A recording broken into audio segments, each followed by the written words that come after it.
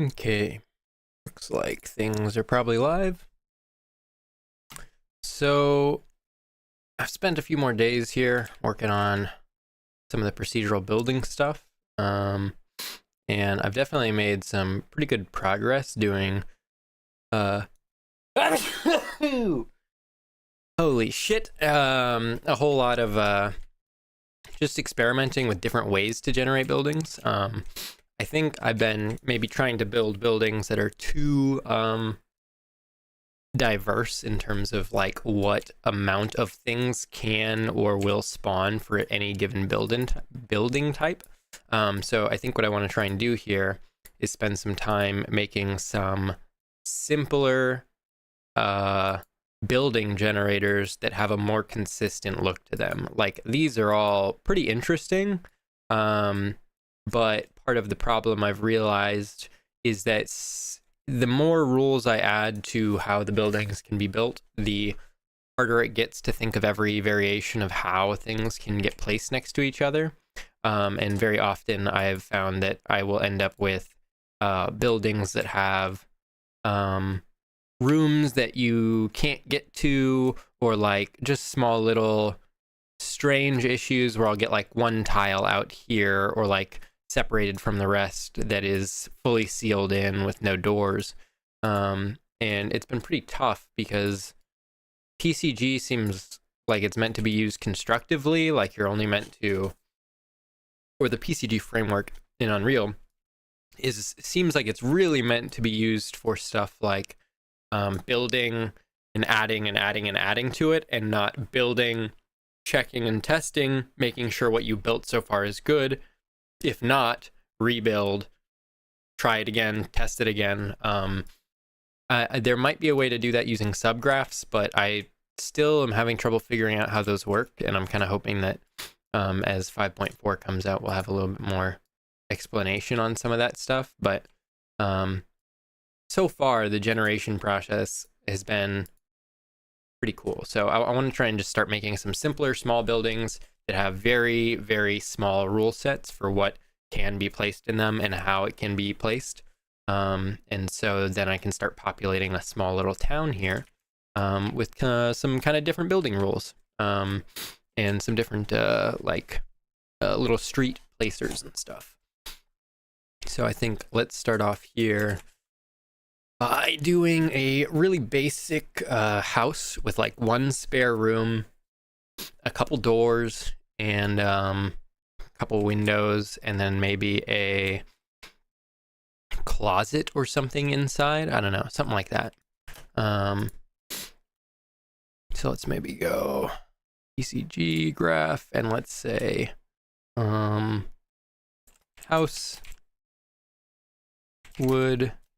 Let's say house plank, or let's say create house plank 1. Cool. That up and replace building generator with create house. Okay. And let's say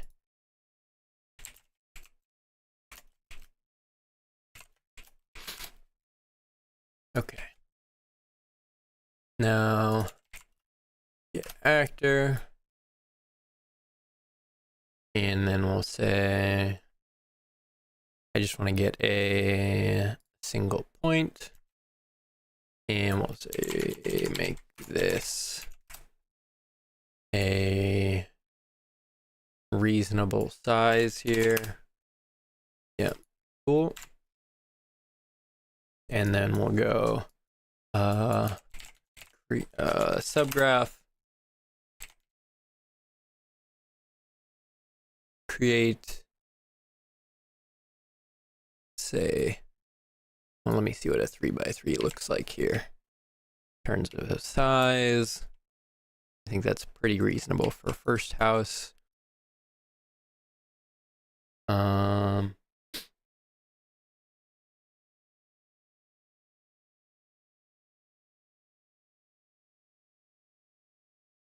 Then let's see here.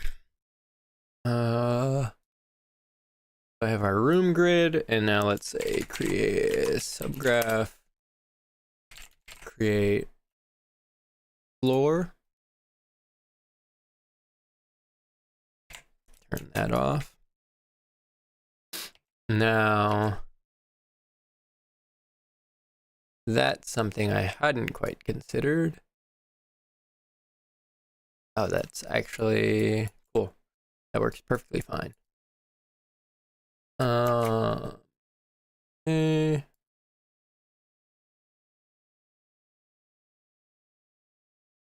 Fine. Yeah. Output point.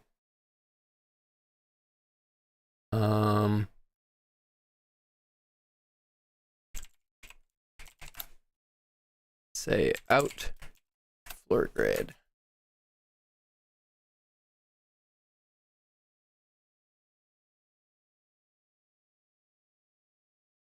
Okay, so we have our room. Now, let's say another subgraph. Select floor sockets. And this I actually want to rename to floor grid. Okay. And then this, instead of room grid, let me say floor grid. Just want to start slowly making all my naming conventions a little bit more consistent here. Okay. Floor grid, and then let's also go and say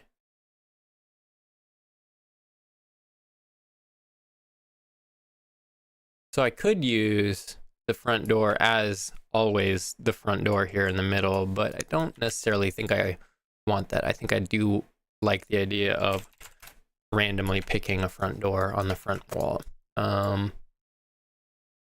So let's say select random, and then we'll say subgraph, and we'll say create door.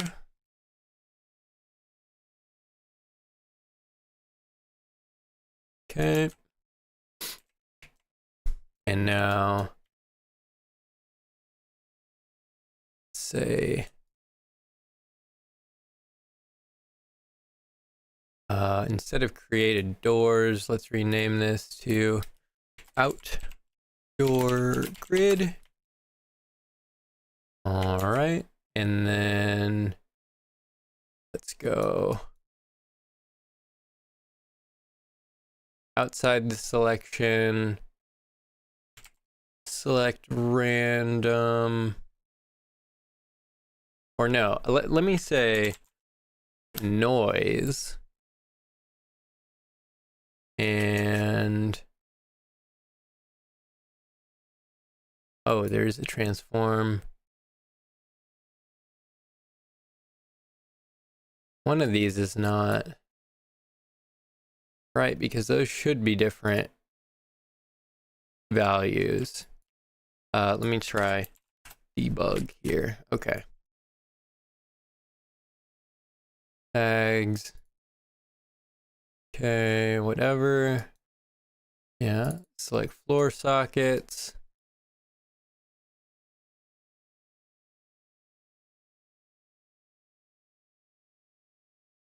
Okay.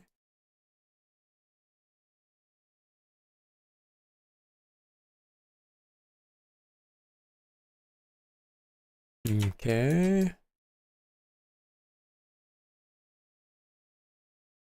I think that's relevant to anything.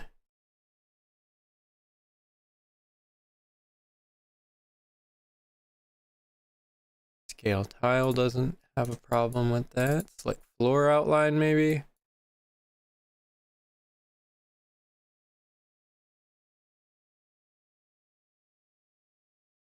Something is causing those to merge and not recompute their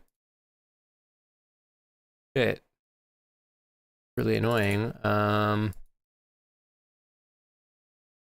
Those are recomputing. Scale tile recomputes. Create door does not, but that also shouldn't affect that 1 point.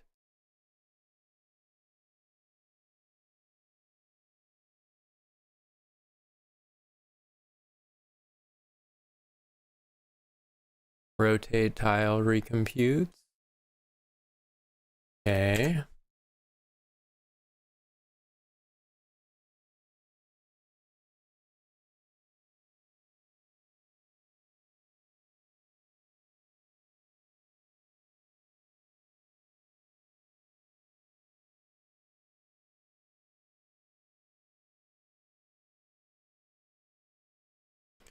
Yeah. And we move tile. Okay, yeah, that's using the recomputing one. Merge, fine, move tile, whatever, merge, rotate, also recomputes. I don't understand. This has happened a couple times now, I feel like, where I get this weird result with the attribute noise.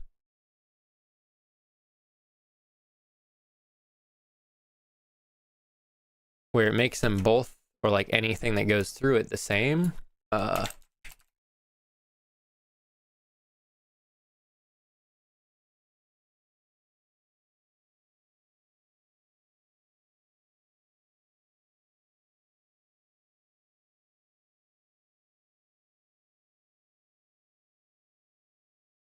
Whoa. So those maybe aren't.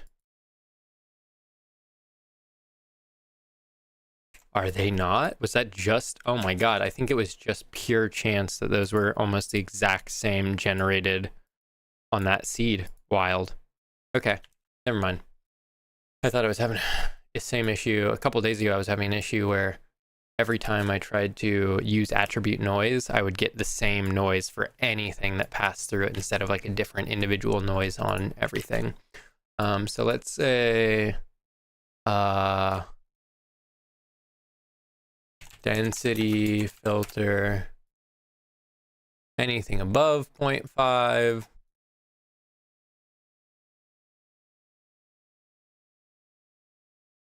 And we'll say subgraph create window. Okay. And invert anything else. Subgraph create wall. Okay.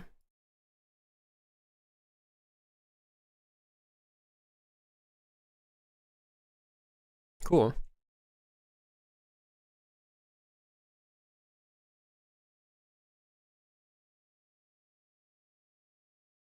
Now I'm more surprised though at only ever getting this front door to generate there, which doesn't actually make a lot of sense to me.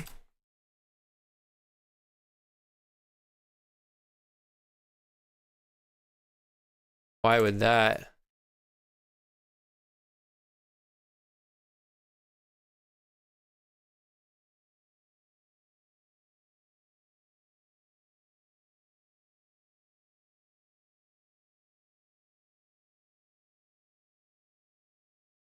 Maybe apply the noise first?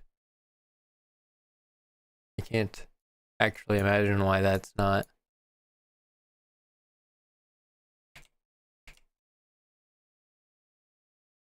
Is this just pure random chance that it can't be that every single one of these seeds is generating the same?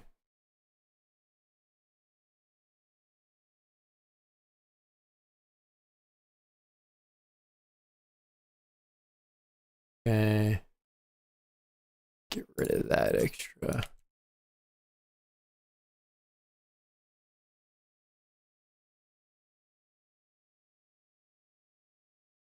Okay.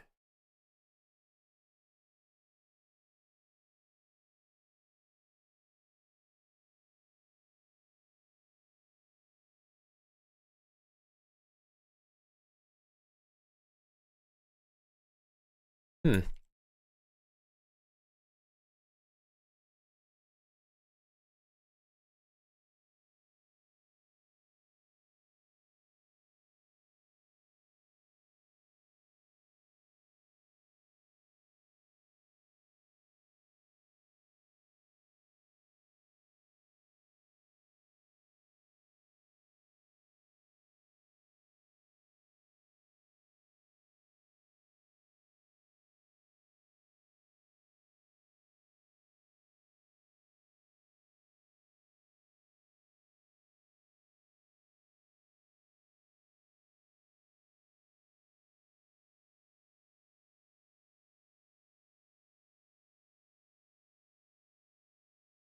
There's just no way. That makes no sense. Why is this only ever selecting the middle tile?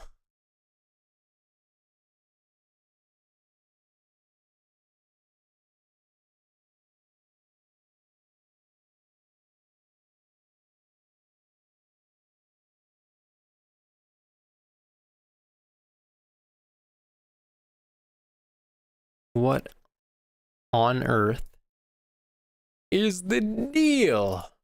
Uh,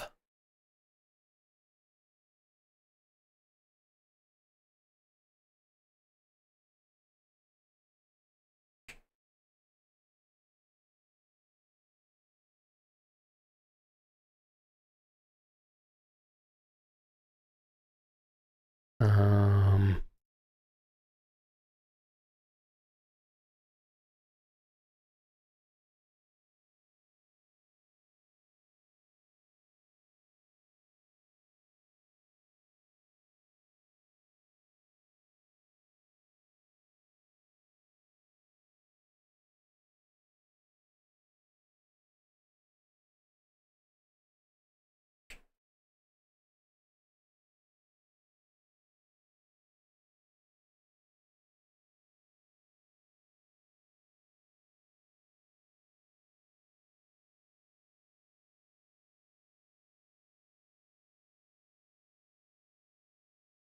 hmm.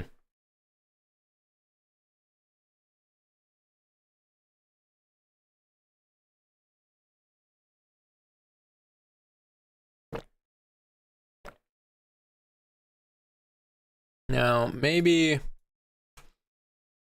let's try this. Front wall grid.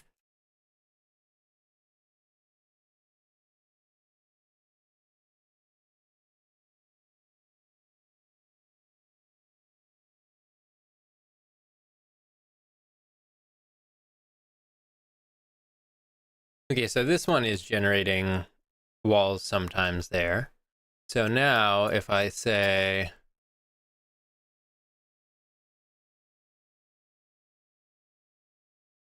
well, that doesn't work either. Because I still like need, it's so frustrating. Why? There's just like no way that procedurally I am selecting the same random point.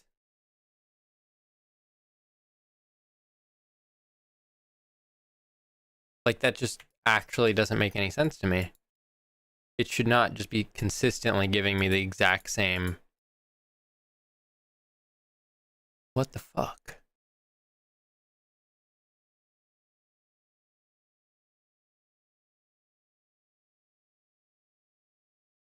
Hmm.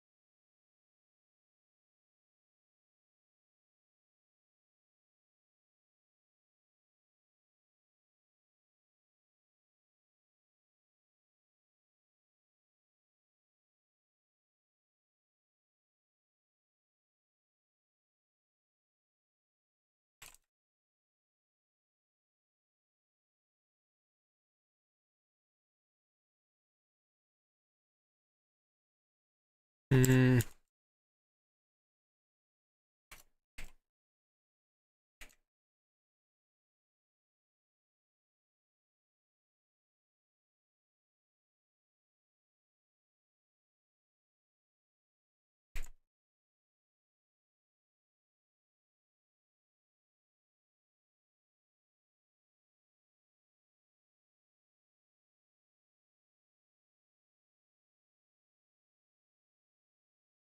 Okay, what if we try a different set of walls? And the inner selection creates a door. Do I get the exact same thing? This actually makes no sense to me. This is not...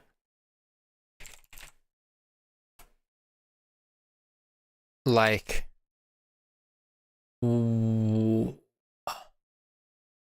This is exactly the same thing I've been using in Scriptwise for doing all the other buildings.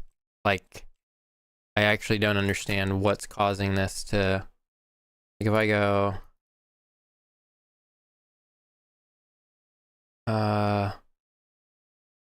building...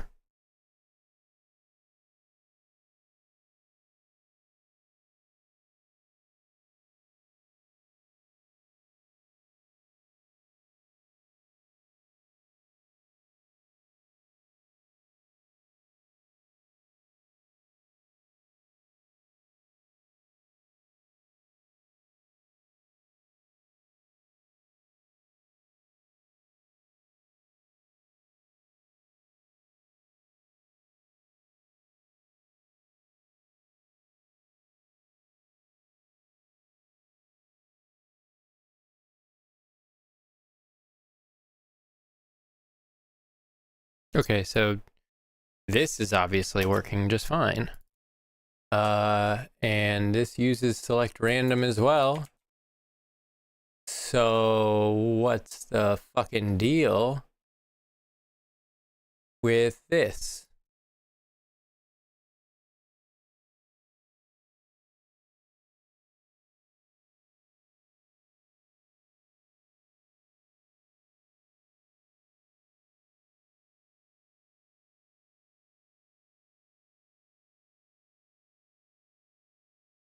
Oh, that's so weird.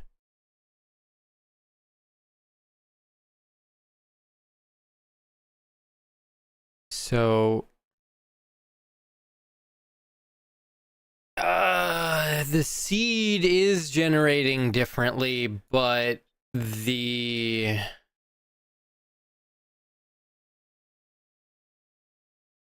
seeds making the select random actually select randomly, whereas the attribute noise changes every time. I don't understand at all why this is.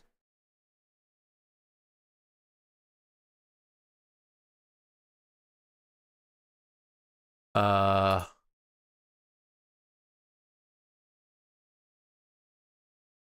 so weird. Okay.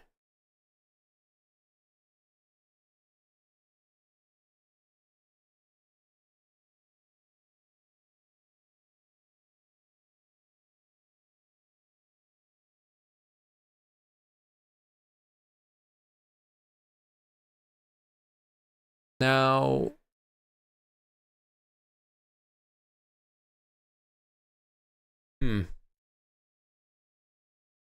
okay, whatever. That's so weird. I genuinely have no understanding of why this changes the seed for these, for the walls, but it doesn't change it for the select random.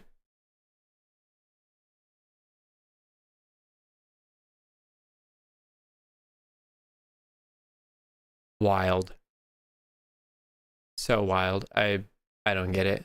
Okay. Well, at least I know that that is working, and it's just something really strange to do with, I think,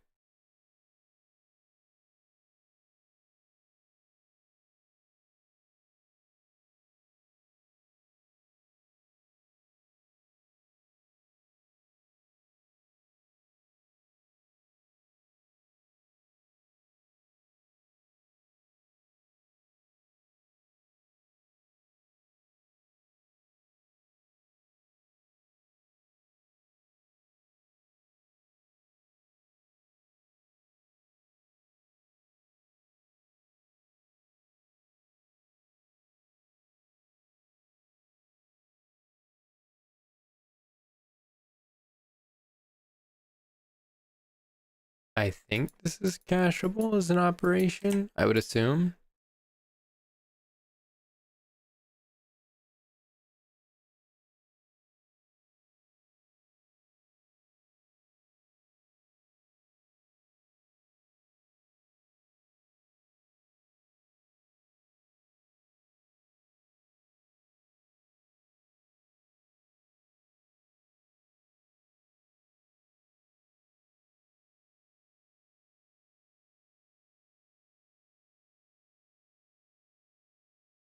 Hmm.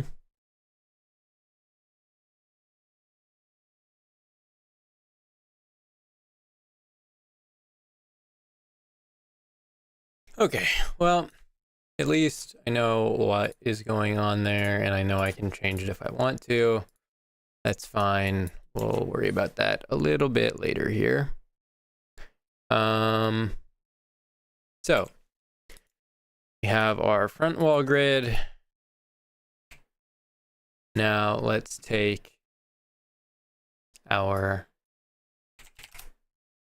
back, left, and side walls.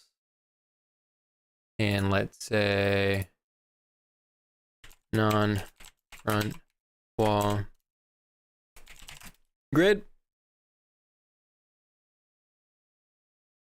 Okay. All of these points. And now we're going to select random. And we'll go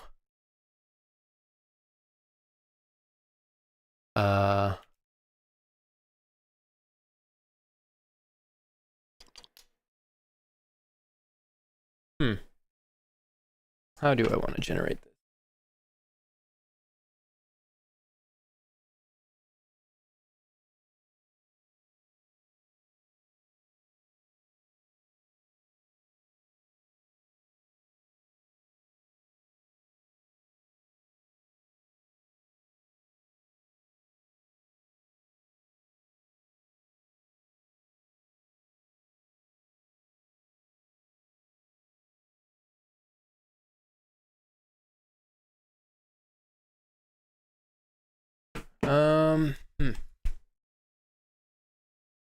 So let's see here.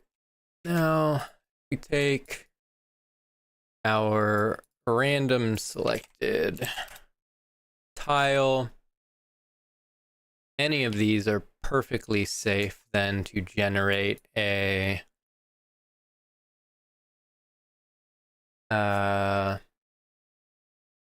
new 3x3 on. So let's say create a subgraph, create 3x3 room. Okay. And then I can go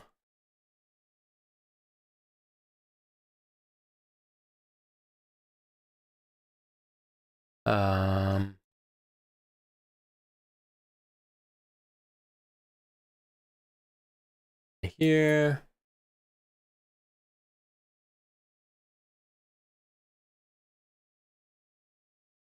And we'll say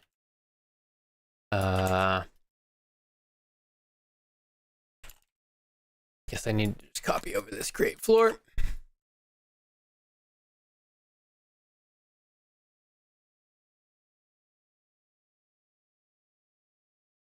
Now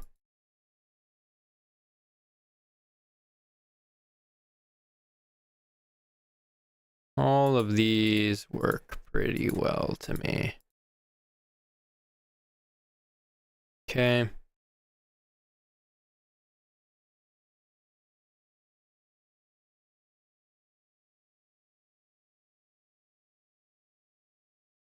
And now let's do another select floor sockets. And let me just make sure. The front wall grid. Okay, cool. So let's actually take this and we'll say noise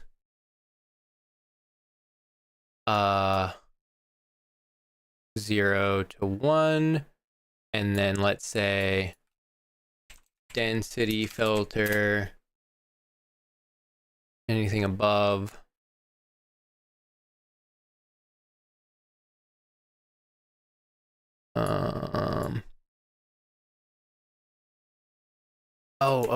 I need to, I think I actually need a new subgraph type here.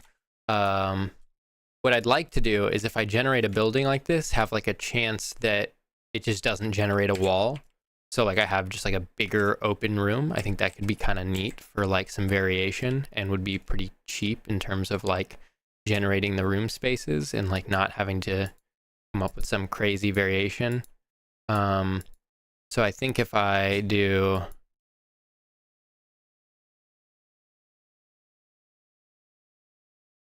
ten, 2, 2, 1,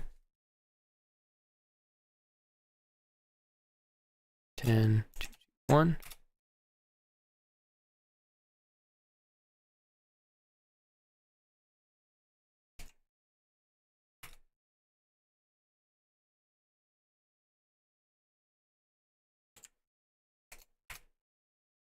Okay. But in order to do that, I need to go and make sure that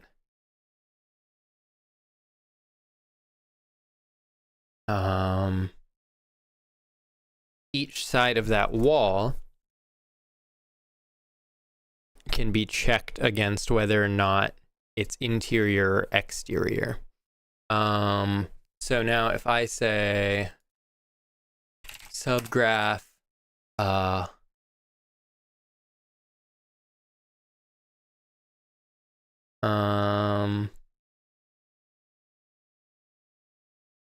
let's say PCG select, we're gonna say select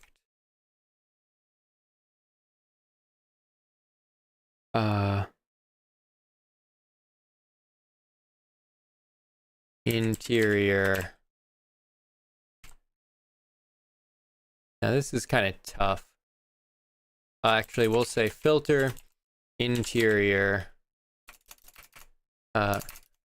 filter walls int x, because this needs to give me both interior and exterior walls out of their graph. Like in this case, each of these doors that gets checked would be interior, interior, interior, but in another situation where I have these walls generated like this one would be interior, this one would be interior, and then that one would be exterior. Though actually I think if let me see here. Debug, these are all this room's exterior walls. And then I also have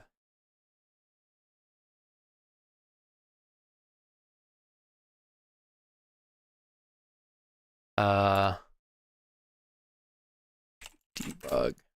this room's exterior walls. Any walls that are touching have a point in the same area, here and here, those would be considered interior. So I think what I can do is actually go, let's say merge, and we'll say room 1 exterior wall grid, right? And now I go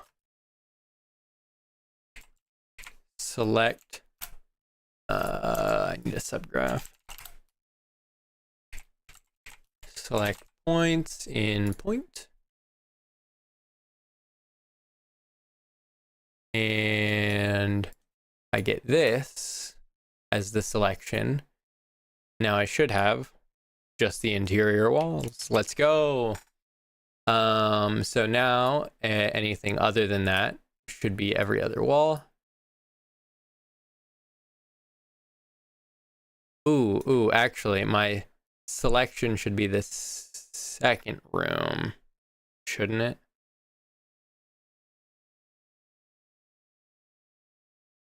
And then that should be my all points.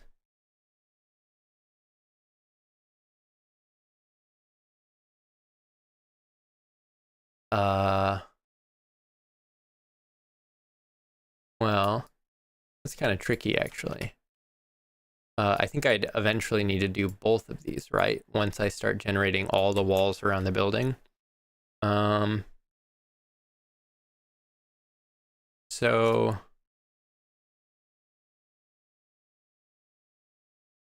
let's say room 1 exterior wall grid. Move all of this shit way down. Okay.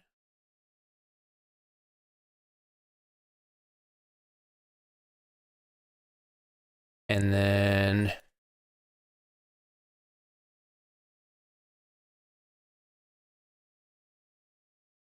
say room 2 exterior wall grid.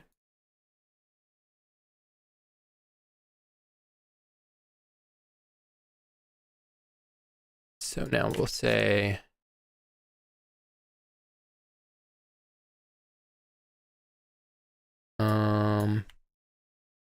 right. So if I think about the rooms that are the starting room, I want that to be mostly the interior styled rooms. I might have to eventually come up with a wall design for like strictly interior to interior walls.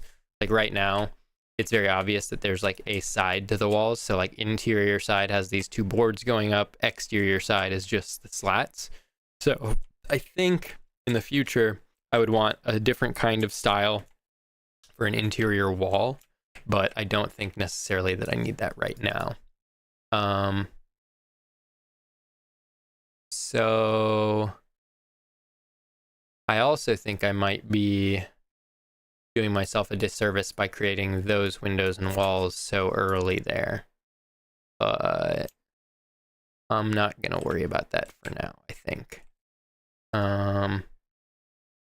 I'm actually going to use the bathroom. I'll be right back.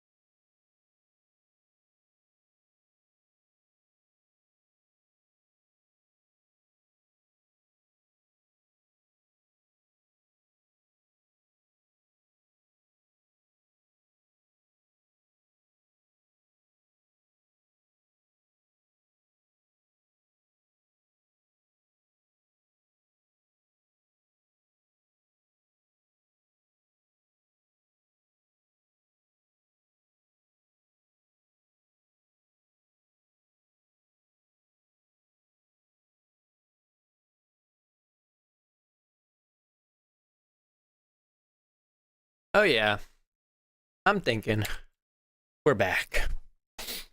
All right, so I now know I can get the interior walls here. So let me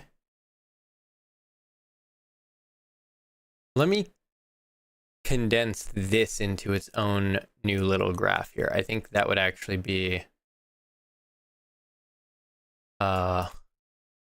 there's that, and then if I do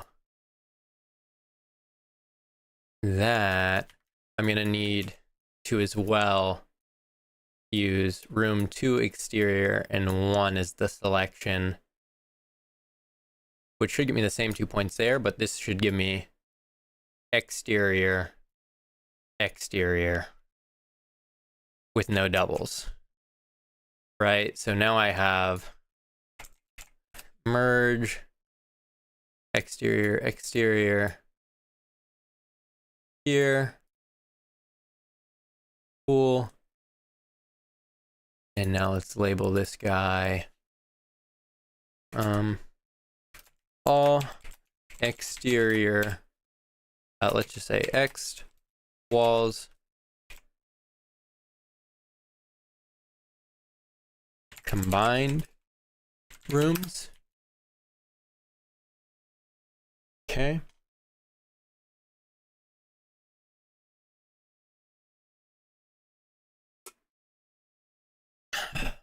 And then here we'll say merge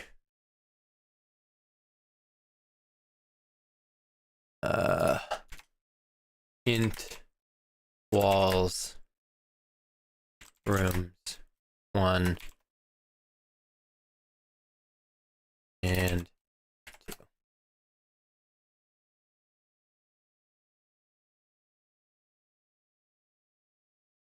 Now let's go ahead and quick subgraph ECG select, and we'll say select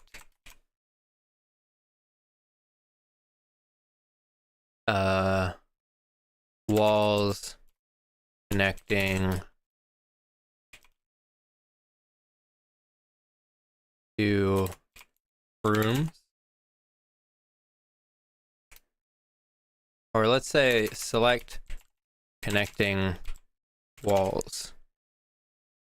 Select common walls maybe.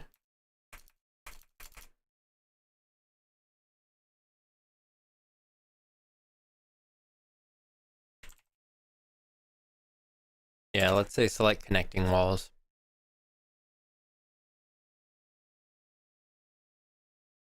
And this over here. That there. And I really hate the way that the subgraphs generate right now, where it shoves them to where they are in like the parent graph, like how far over this is where it creates it when making the child graph. Okay, so now let's say room 1 exterior wall grid and room 2 exterior wall grid. Okay. And then let's get rid of those. And I also need to get rid of that other one of these scripts. Select connecting walls.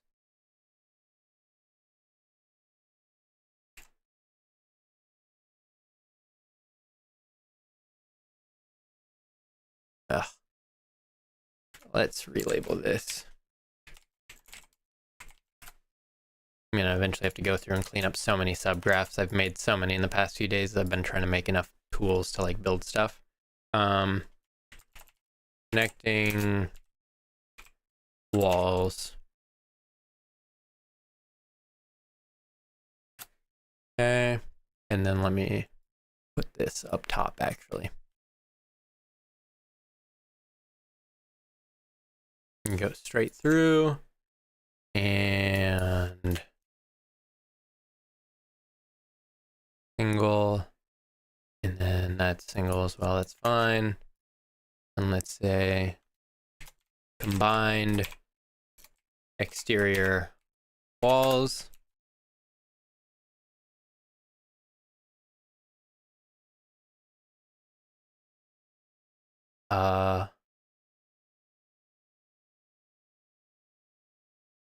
Oh, you know what I should do as well is have an out that is,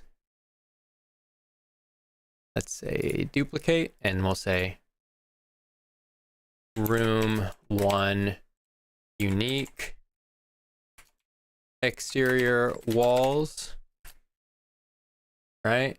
And we'll go here, and then let's duplicate that and go room 2 unique exterior walls, and like that. So now I should be able to go debug, show me connecting walls, great. Exterior walls combined, great.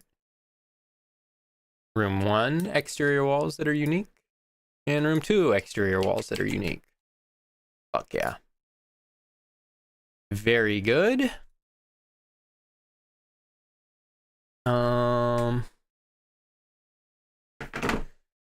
Okay.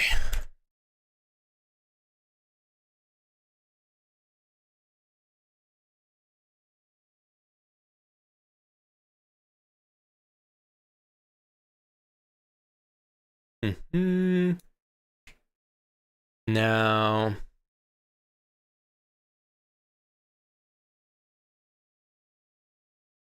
I know that my main room, I think I always want to have 2 doors on my main room. So now that I've first placed that here, so I place my front door first before anything else. So I guarantee that I always have a door on the front side of the building. I think that's kind of an important first step. Then I place a room that's connected to some side other than the front. It can be whatever side. Fucking, let me change seeds here. So I can place it on the side walls. I can place it on the back wall. Doesn't matter. But now that I have those connecting, I want to place the second door. And the reason I'm not doing this in order of placing the door first, or the second door first, is because if I forcibly picked a second door, right? So I pick, this is always going to generate me a front door that will never be occluded by anything. I always have like, this is the front wall, and it's always going to be the front door. But let's say I built this, and let me generate a seed here.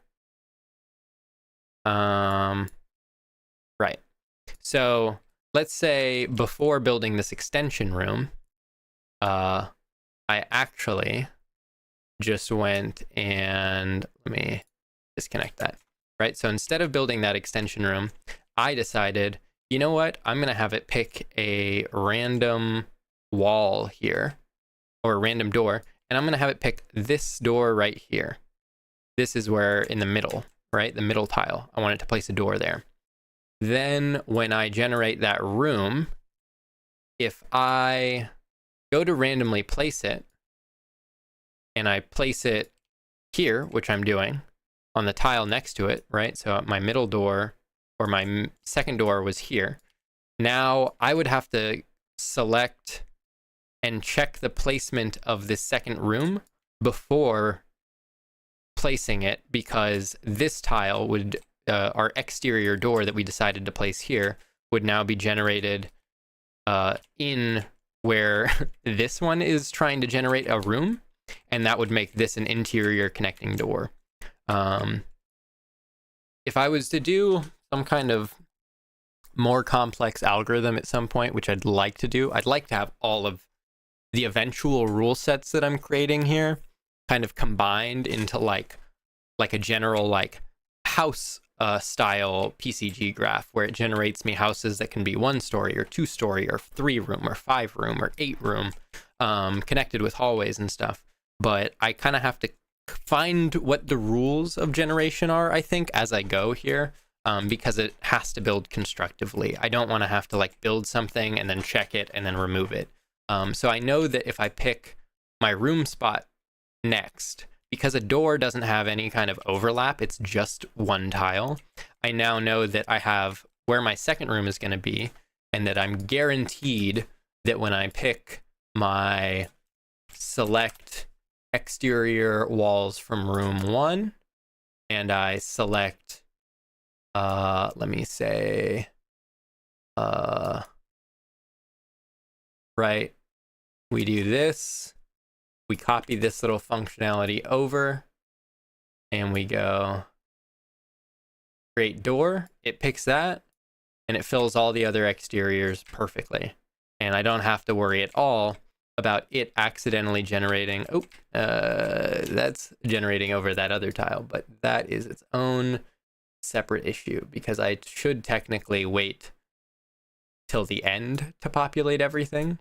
But I now do know that I can generate a second door guaranteed, always on a free tile that never overlaps or gets overlapped by that room.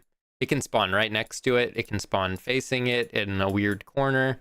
Anything is totally fine. It just cannot spawn in an area that is eventually going to become an interior.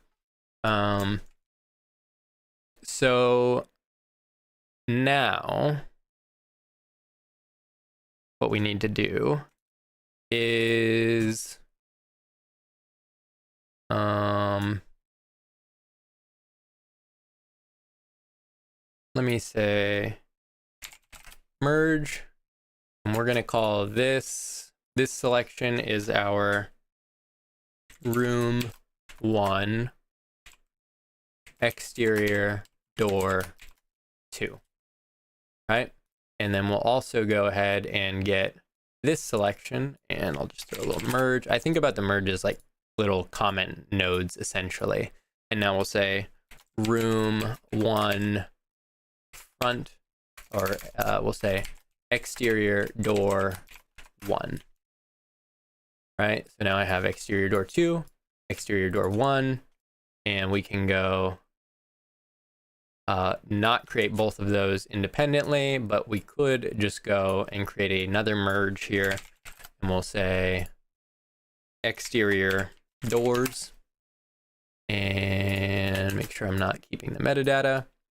And then I can take my room 1 exterior door, put it there, and get rid of that, right? So now all my doors function separately and get spawned in at the same time, or like as a part of the same step, which isn't a huge deal for me right now, but it is quite useful. I've been finding to, instead of spawning everything immediately, it's like useful to spawn things immediately, like at each individual stage there. Like if I, instead of doing this and grouping them all and then building it, I've been finding this is useful by doing this, like create a door here, is really useful to test visually immediately how your room is building and how the space is looking.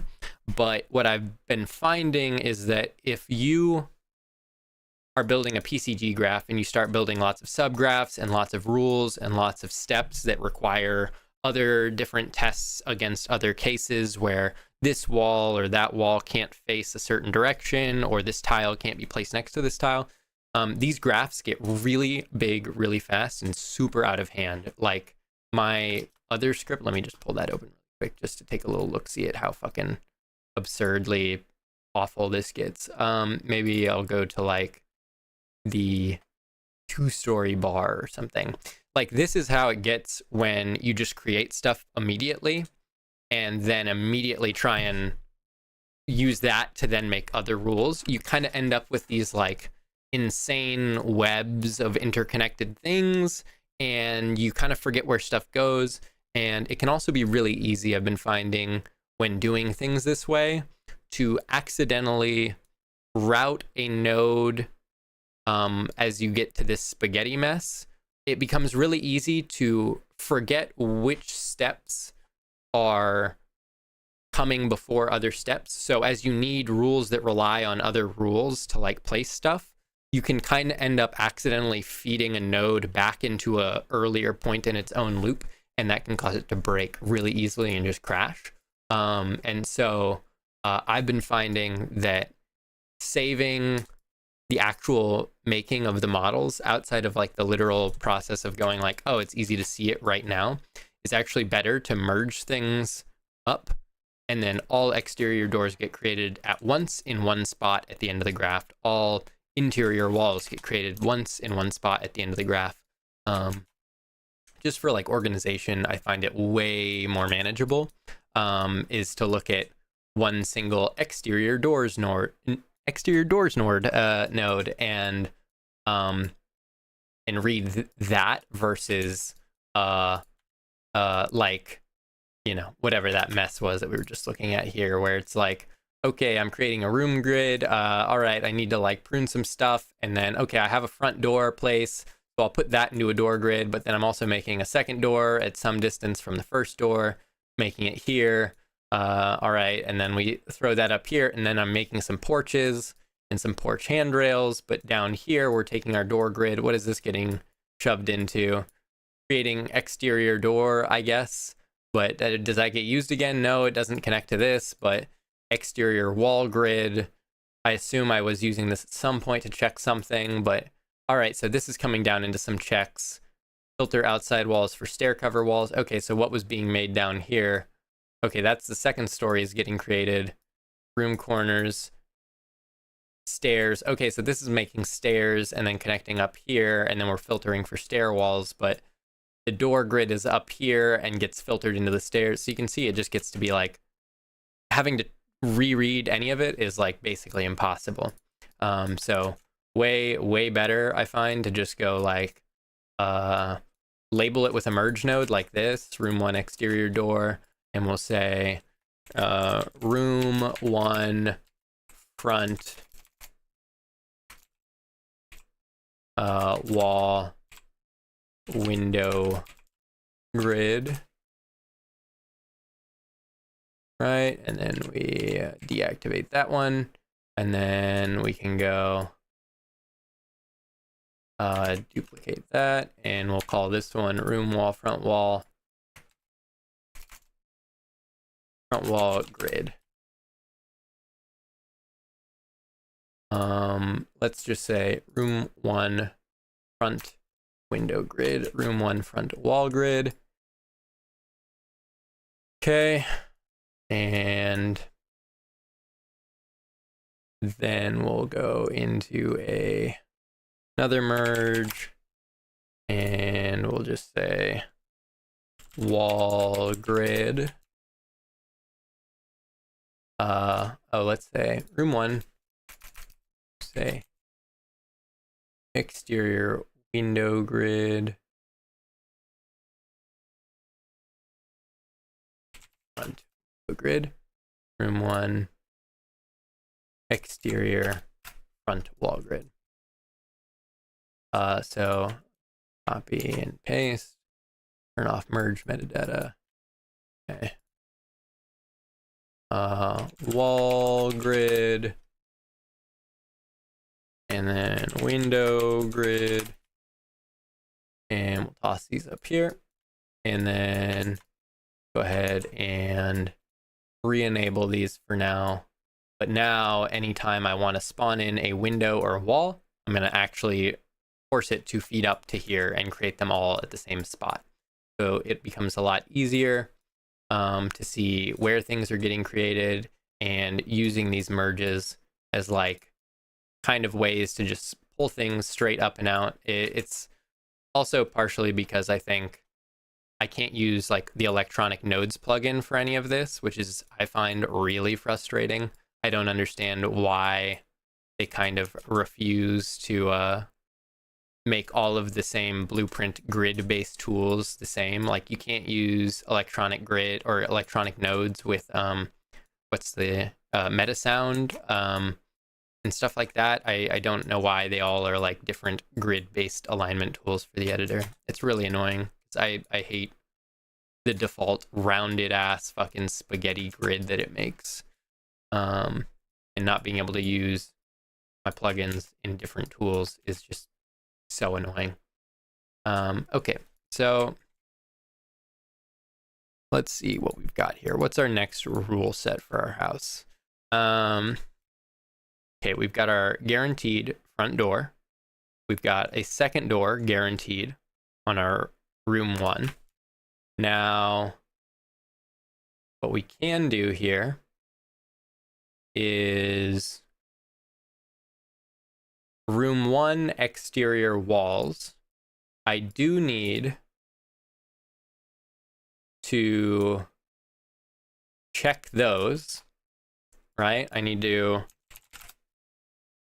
if I were to try and populate all the exterior walls of room 1, I would have to make sure that I'm not already creating walls or windows in the spaces where I've already determined I have some used objects. So let's go ahead, and realistically, I should be taking these as well. I shouldn't even be pulling those out of here yet necessarily. These should all be going into a room 1 wall grid.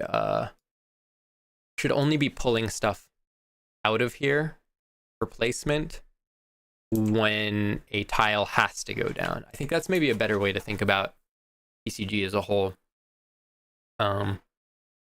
Is instead of choosing to build something immediately when a space is available, is only build it because you have to build in order, right? You can't build and then test it and build it again or erase it and go back and try it again until you get like a valid operation. Is it might be easier to actually only ever build the selected thing or desired piece when it has to be built and there is no way for it to not exist. Like, that is very interesting. Why did that create that?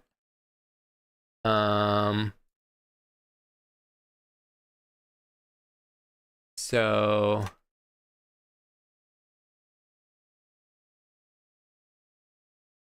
what we've got here is a front door got generated, and oh, it's because I'm removing that check.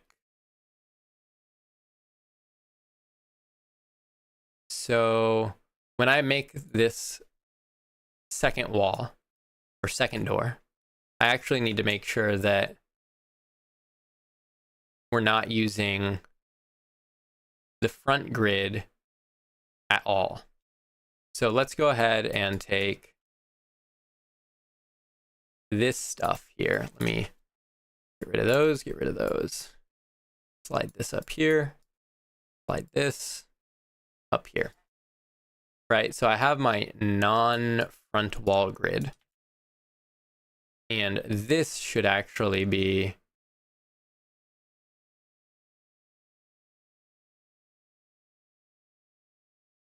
what is allowed to be searched. I don't want every wall to be a potential. I never want a second door to ever be placed on that front wall. It doesn't mean that I have to immediately create the window and walls that go here, but it just means I have to not feed the front wall. I was feeding in the exterior wall grid, which, let me just debug some of this stuff. I feel like I've got such a secondhand, like, or like intuition about what all these nodes are doing because I've written them all, but it's probably more worth it for me to show this while I'm talking about it. is these are all possible wall or door slots on room 1, is this exterior wall grid. And what I want to make sure that if I'm using these to place, I know that my front door is going to be placed wherever it is, right? Wherever it's randomly assigned. And I know what the front wall is here. And so I actually just want to only feed in the, turn off that, the non-front wall grid. So these are all the valid spaces where a second door could be checked to spawn, potentially. Now, the obvious thing that happens is I create this room, which is where I do this select connecting walls. But now the front wall is not even an option for this second door to spawn in. But I don't necessarily have to already spawn in that wall or any of those actual items yet. I think I can get away with leaving it in the point or whatever, leaving it as points for now. I don't need to actually go through and spawn in the door and then pick it and then remove it from that pool. So those are all the valid spots where a second door can spawn. Right now, let's see.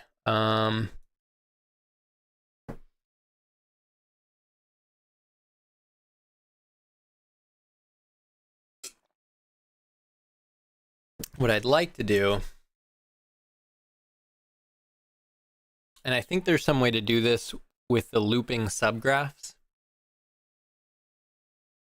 is I'd like to ideally spawn a closet somewhere, like a little 1x1 room that just is like an area you can go into but is walled in. And I'm not really sure how I would go about checking any random tile for that, but I think what I would need to do is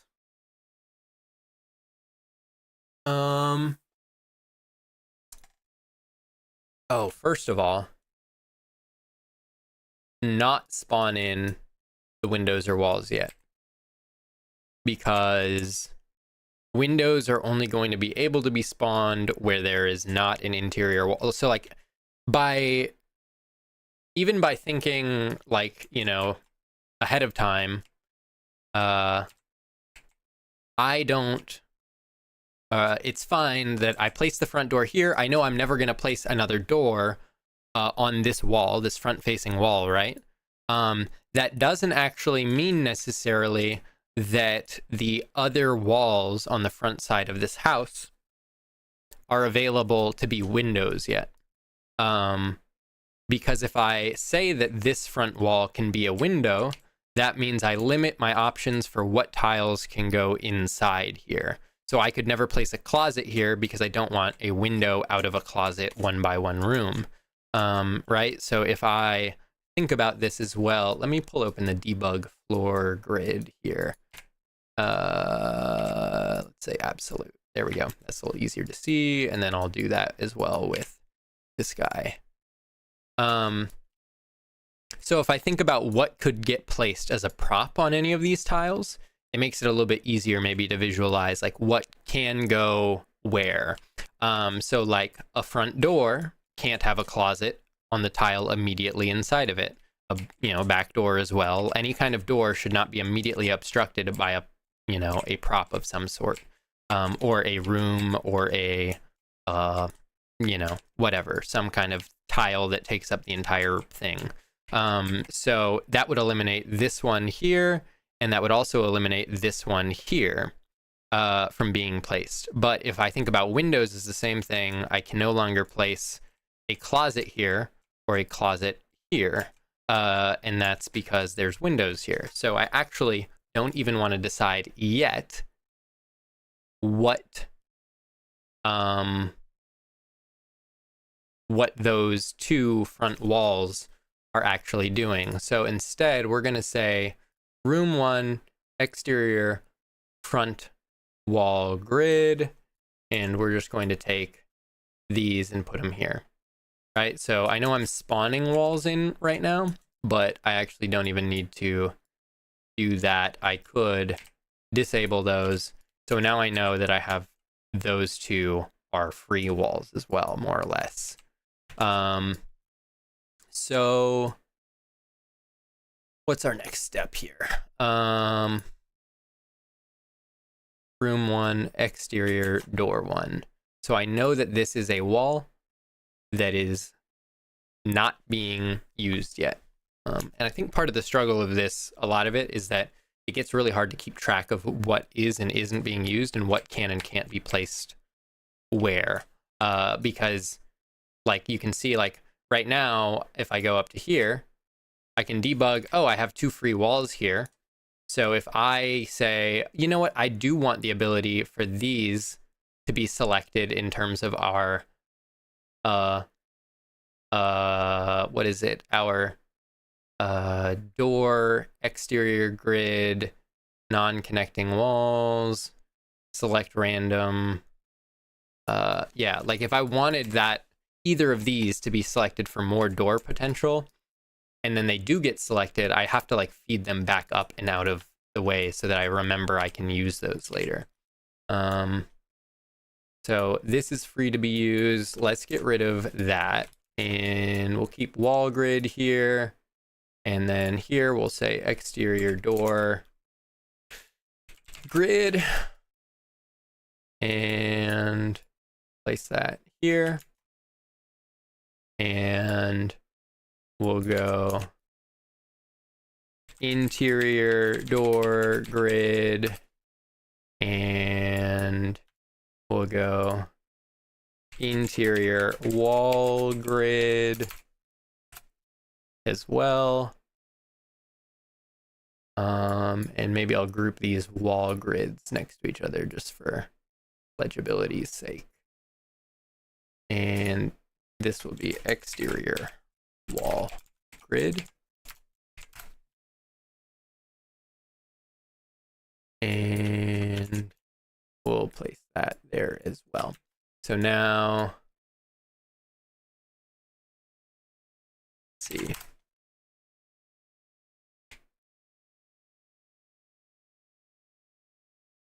Those are all the unused exterior walls.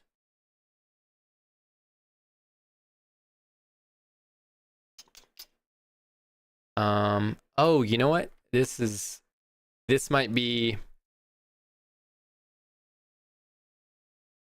a kind of weird way to do this. But if I go up here and I say,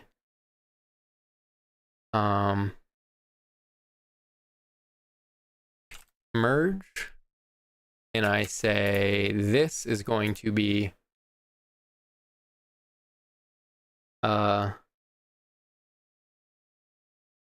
walls, wall grid in, let's say walls in use,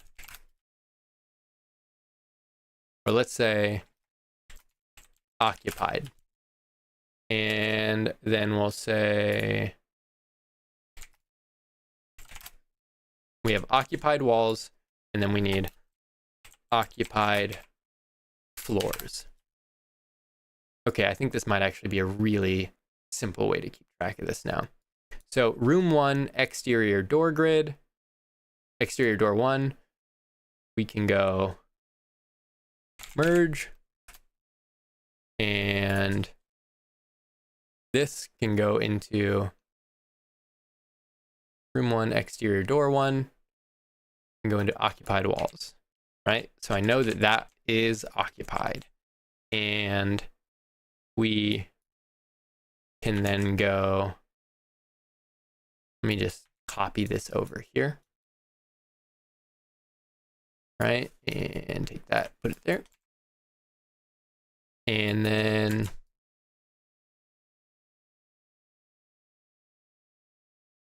exterior door. The exterior front wall grid is not being occupied, but it's just not something I want to necessarily do anything with yet. So it's fine to not throw it up into that list. Then the non-front wall grid, we create a floor, blah, blah, blah. Room 1, exterior door 2. And this is going to go up into the occupied walls as well. Right? So now both that door is in use and this door is in use. And let's get rid of that debug as well. And then I think there's one more debug I can turn off. Yeah, the floor grid. Go here. So now those are both occupied. But something I do want to do is I have an exterior door. So what I should say is subgraph select door floor grid, right? And this is a little node I made to get debug the floor tile that should be directly in front of and behind the door. And it seems like those are actually room 1, exterior door. Yeah, that should only be checking a half tile. For some reason, that is doing a full tile. 0.5. 0.5. Cool. So now I can say, I know that this is my room 1 exterior door. And I can go interior and exterior of that door. I never want to place anything on these floor tiles, and I will need to use these to check and make sure anything else I place from now on is valid to go in this spot. So I can say occupied floor, occupied wall,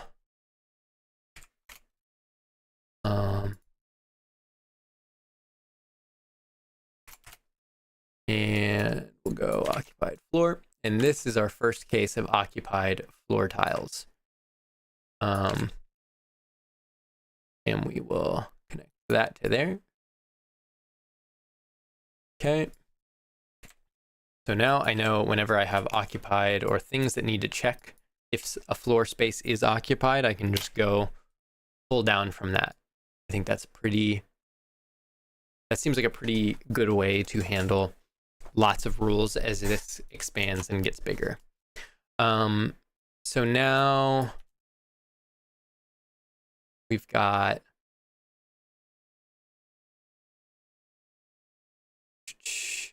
select door floor grid and select connecting walls. And this is room 1 door exterior 2. Okay. And we're going to feed that into here. Okay. And then I can go occupied floor. And we'll say here and here. Now, these all check for whether or not the floor is occupied. Great. Okay.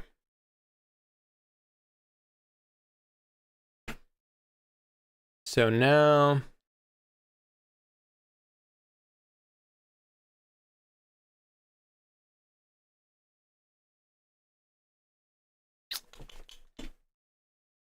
how do we do this?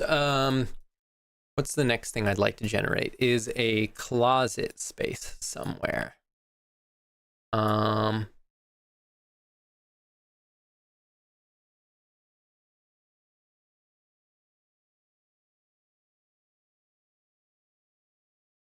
So let's go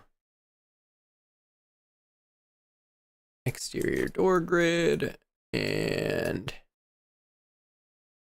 exterior door grid.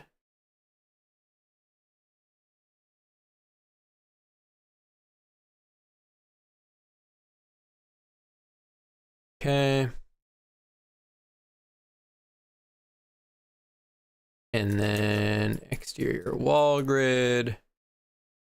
I guess I should move all of the ones that actually build stuff probably just up higher, because those are the ones that I will pull from way less, right? Exterior wall grid, and we'll go over here. This can go into that, and this can go into that, and remove that.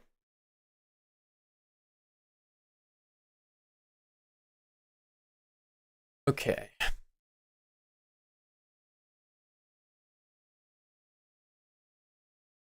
Now,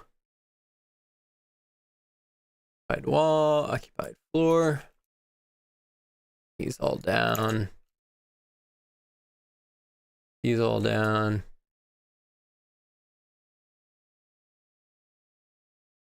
Okay.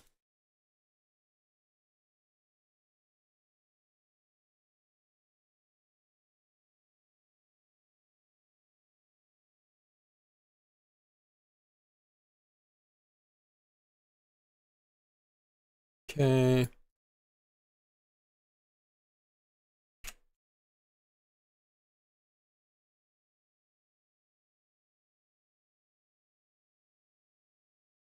All right. I think that's getting a little bit easier to see what I have available to me and where I can place stuff. Okay. So if I want to look at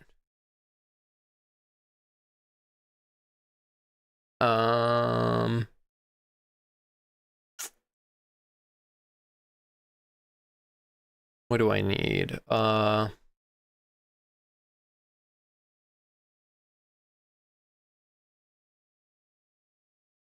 need a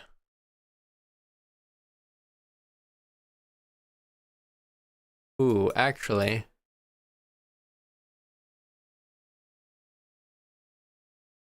let's rename select door floor grid. That actually should be more like select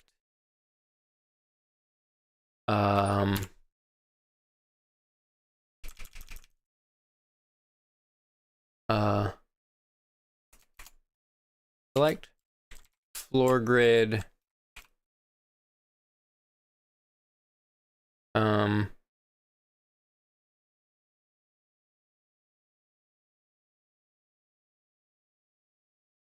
select floor grid around wall, select floor grid around on wall,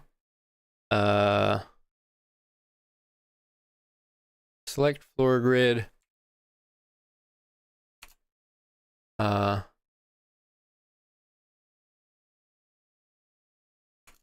let's say by wall. And then here we'll say wall grid. And then we'll say out wall grid.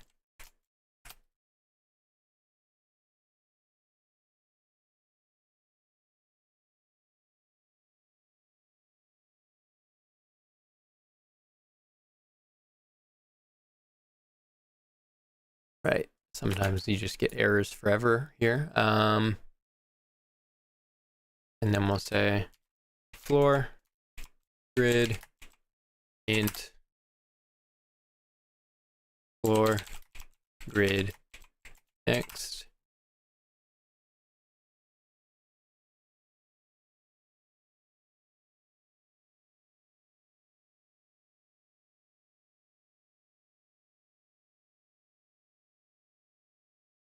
Okay.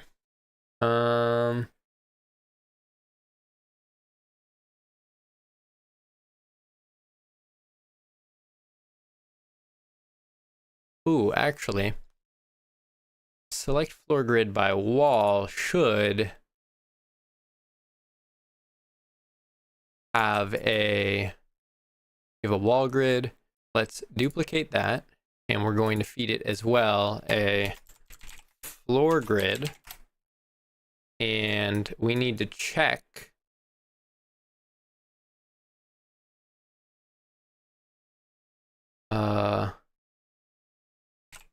subgraph, select points in point, and this is our selection, and we'll feed it the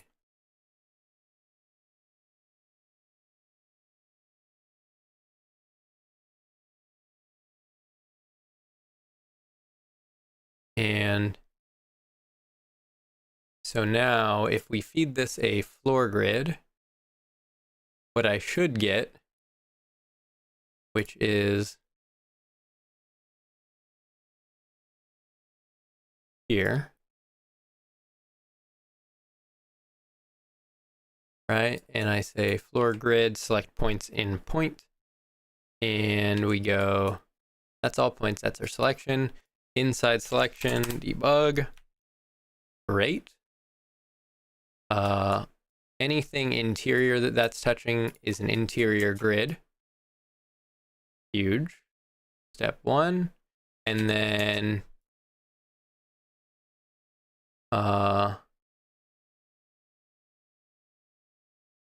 outside would be exterior. Right? Because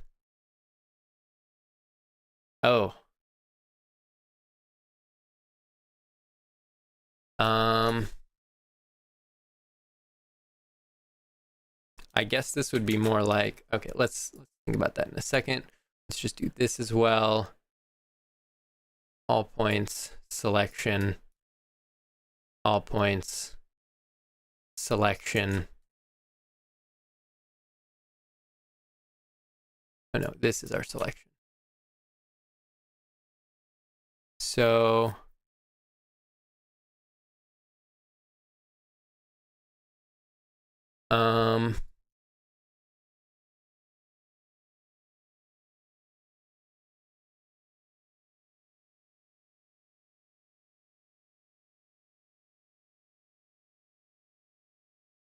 let's say data count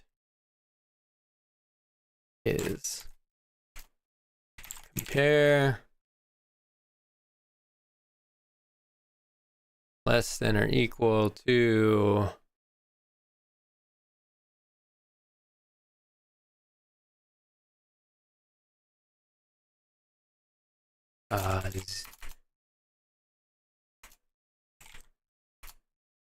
create 0, right? So let's go like this, branch, and this is output to B. So, all right, this is getting a little herky jerky here, but if inside selection finds no match, which I believe this one would not.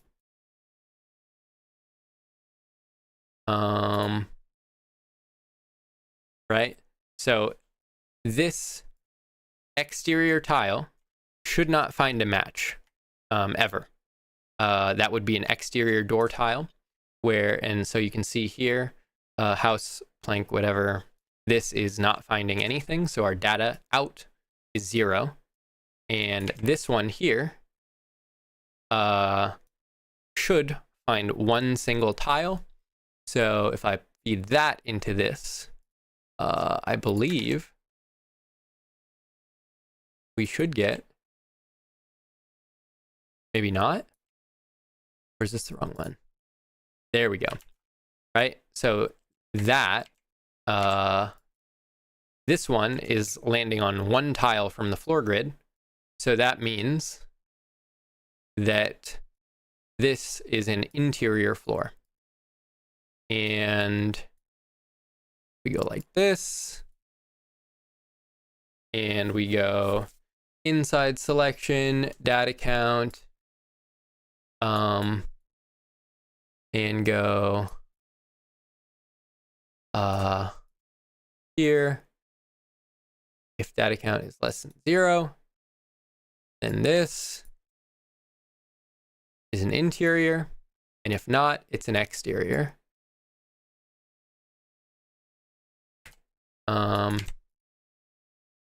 So then, like a freestanding wall would only return exterior grids. A interior wall would return 2 interior grids. So I think then I can go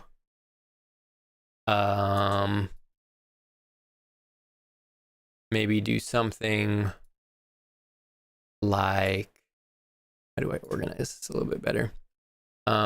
There's still, do I still have a reason to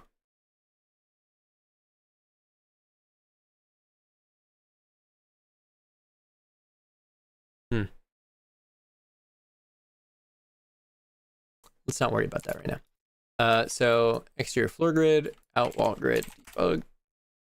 Okay. Floor grid interior, debug. Okay. Floor grid exterior, debug. That's actually not working. Oh,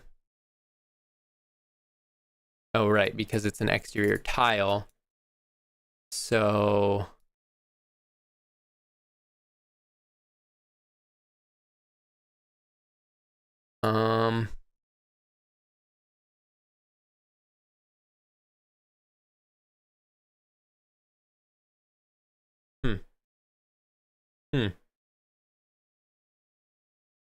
how would I get that?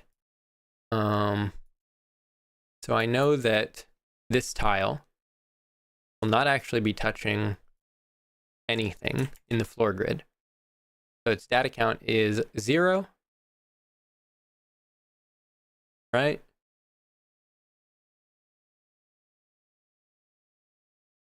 Oh.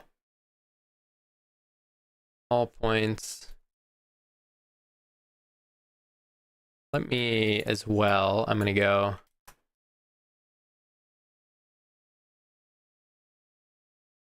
subgraph, scale tile, here, here, and we'll say 0.5, and slap it in there.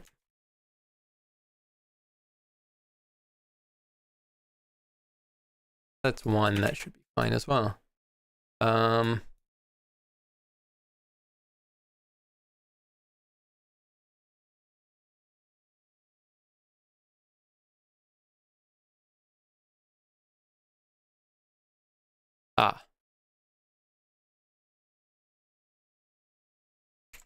Okay.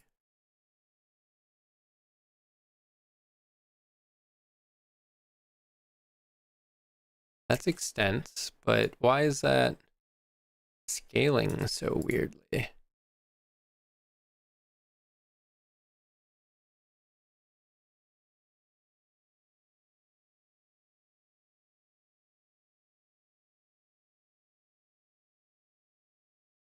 Right. That should be doing nothing to scale ever. My move tile script, I don't know why that was had absolute scale ticked. I think that was causing some other issues that I hadn't noticed earlier.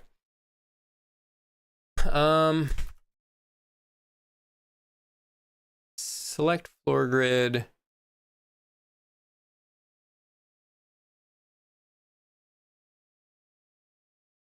This is so tricky because technically walls are always facing a direction, like they could be forward and back.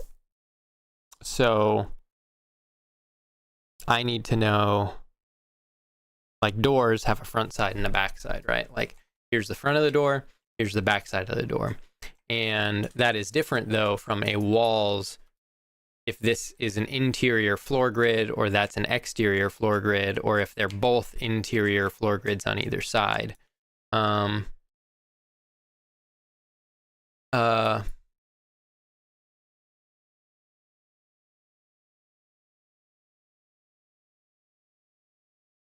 think this might be a silly way to handle all of this. I think I need to simplify a lot of this. So let's say floor grid interior, floor grid exterior.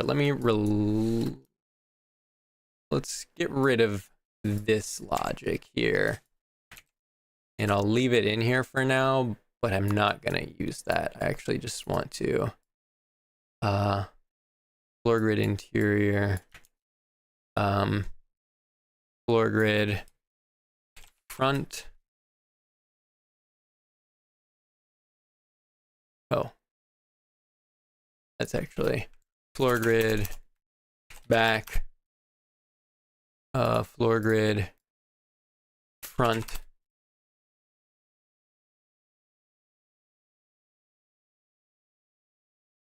Let's say wall front floor grid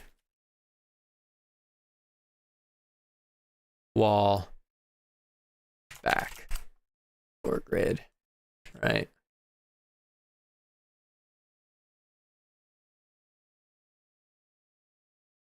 And I actually don't want to do any of that selection. Just go here.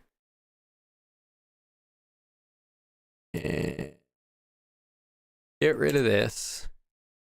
Put that there. Okay. I gotta not try and make this way too beefy of a single subgraph. I don't always need to get this to do everything. So let's remove those. Okay. And now we'll go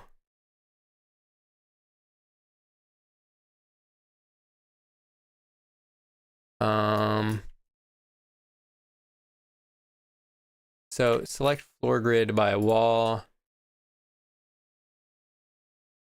That works just fine. Okay.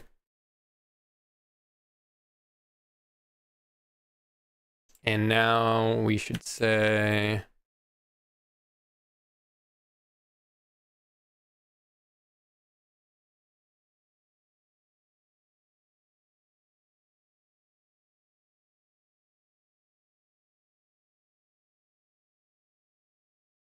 select floor grid by, let's rename this to floor grid by wall grid. Always be consistent in our naming. Okay.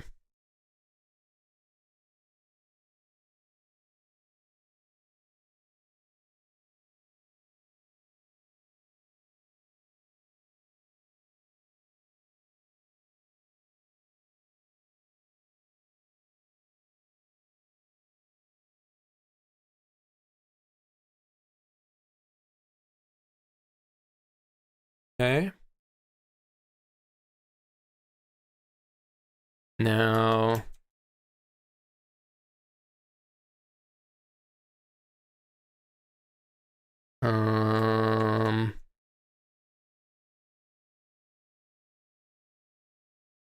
what I do have is connecting walls here, right?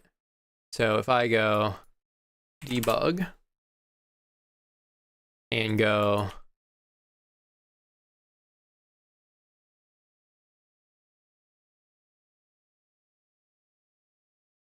our connecting walls, we need at least one of these to become a door, or make a connection to another room. Every room should always have at least one way to get into another room, and the main room should always have two exits. So if I want to decide whether or not these connecting walls, what do we do with these? Let's do a noise attribute and then debug, right? And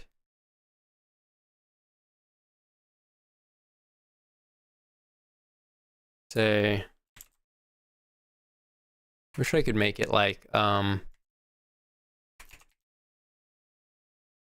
there a way to like average?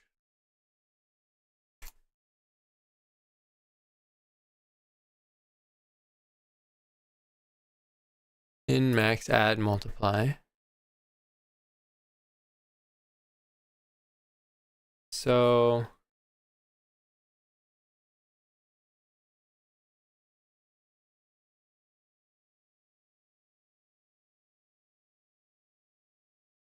let's go ahead and say density filter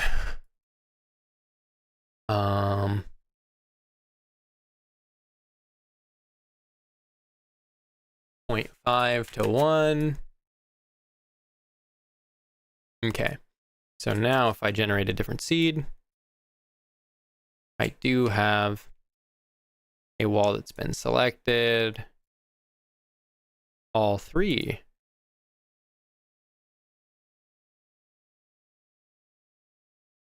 So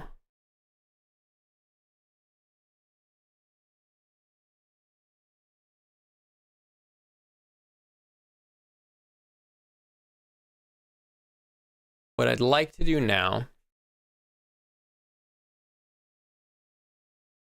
is I need to find a way to decide whether or not the connecting room should have a wall at all in between or not. So in my mind, doing a density filter means sometimes we won't have any wall and sometimes we will. And if we do, we should select a random subset. And let's say 1. And let's move occupied wall here. That's fine, actually. Slide these a little further along. And slide these a little below. These kind of need to generate roughly the same time. Select random. So we have generated. Here's what I should do is say data count and then greater than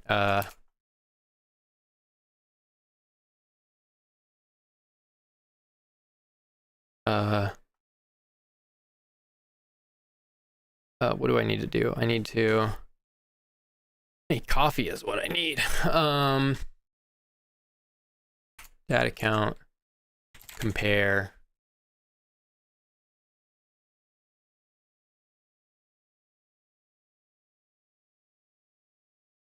So if this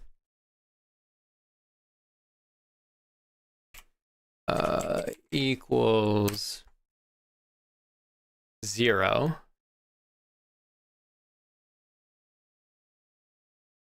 create 0, just to be sure.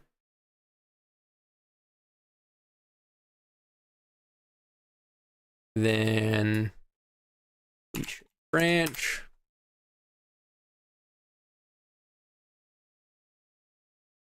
And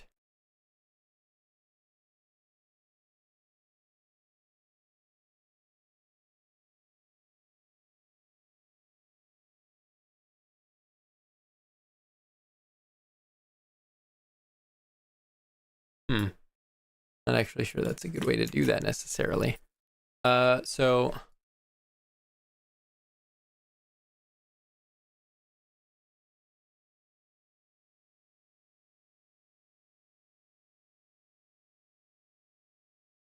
let me get rid of this select random also for now. Right? So if our data count here is greater than 1, or like we have some data, that means we do want to spawn a door. So we will take our connecting walls. Let's say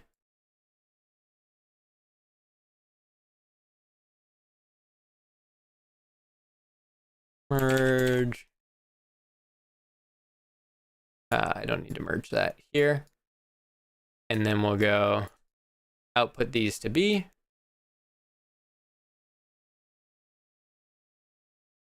Or this would be A. There we go. So now let me see if I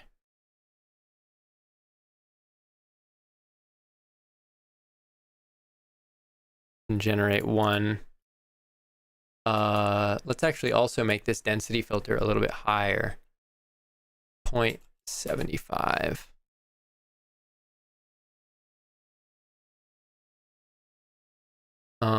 Actually, I don't know how. Attribute noise 0 and 1.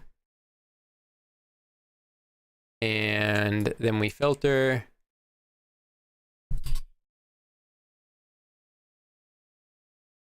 0.75.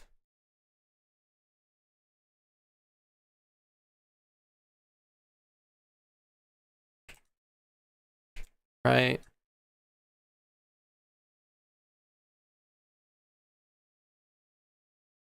Okay, cool. So sometimes it is actually not generating, but I think the window is just really large. Oh, maybe not. It actually might be like 50-50 and I was just hitting a lot of unlucky. Okay. Okay. So it seems like that works for now. I won't worry about it too hard. So then we go here. And we should go select random. One of those, if we output to here, one of those should merge in, let's say, interior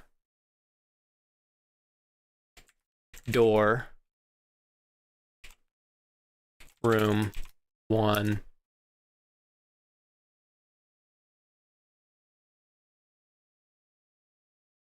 and let's say R1 R2.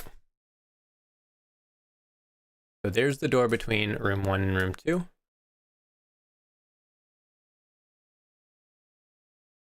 And our interior door grid.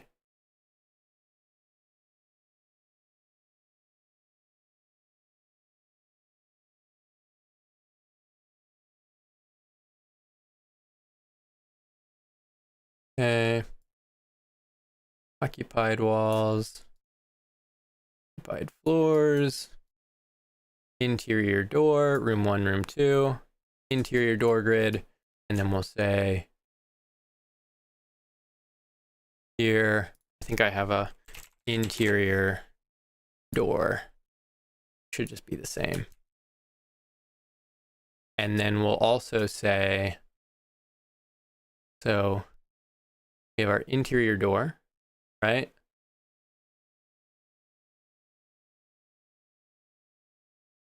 I feel like that should come up here, maybe. Makes it a little easier for me to read. Well, maybe not. It's easier to know what they're supposed to be when I'm looking down at the actual graph here, I think. So interior door, room 1 and 2, and then we'll say merge. Don't merge metadata, please. And interior int wall grid R1 R2.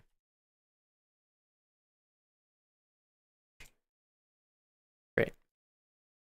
So now I have those, and we can go to, say, room 1, exterior door 2. This is now an occupied wall. And so are these interior walls. They're occupied wall slots. So we can also say interior wall grid can come up to here. And we can also just enable our creation of those walls. And now I should have a totally random chance to get either a generated wall grid or potentially no walls in between the rooms at all. If I just can scroll till I get to that random chance here. I think it's just such a small percentage chance because it has to pick between 3 of them. So maybe if I just did that might be part of the problem here, is I'm assigning random noise and then filtering on density of several pieces. So even though I'm trying to make this, like this lower bound, upper bound is only 25% chance. This is like a 25% chance for each tile that is here to spawn a wall. So I actually kind of want to just go connecting walls, select one, then give that noise, remove that. And then let's take all of this, and slide it over a little bit here. Okay. And take that, slide it back. And actually, this can come way over here. I think that'll be easier to read for myself. And take these, shove them here.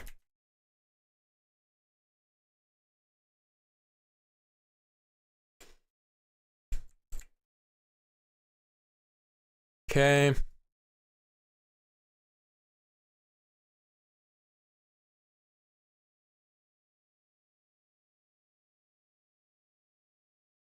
Cool. So that actually should be a significantly smaller chance now of getting an interior wall, if I'm not mistaken. Maybe not, though. Maybe it's not small enough, or I'm literally just not hitting the fucking seed genetic lottery here. We'll check here. Attribute noise.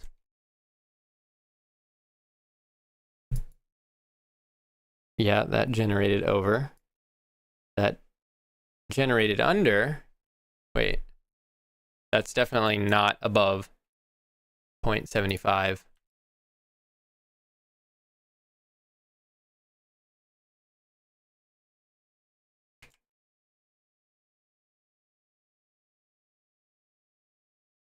Wait, how is that?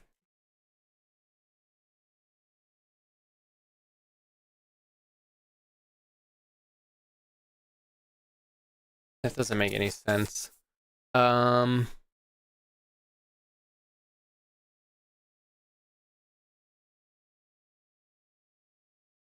What exactly?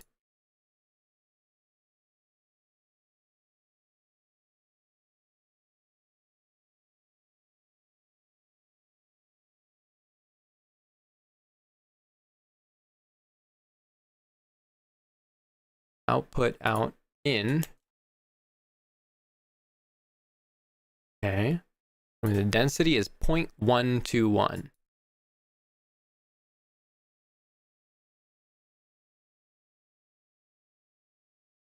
Now,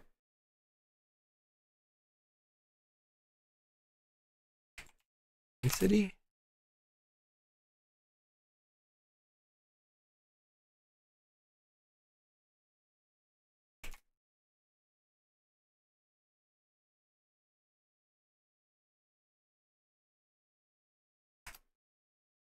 Okay.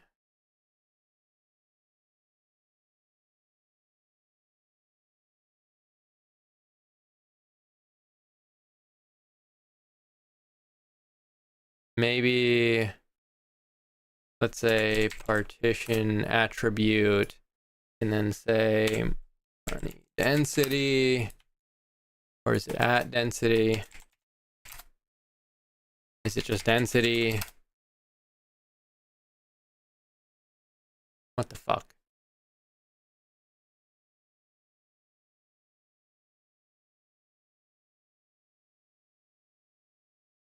Okay, maybe we go here to here, and then here we say compare density.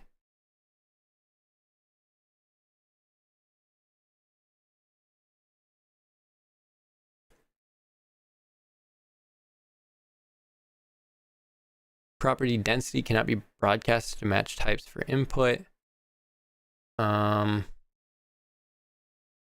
Oh, it's money sign density, not God. The weirdness of some of the syntax of PCG is so frustrating.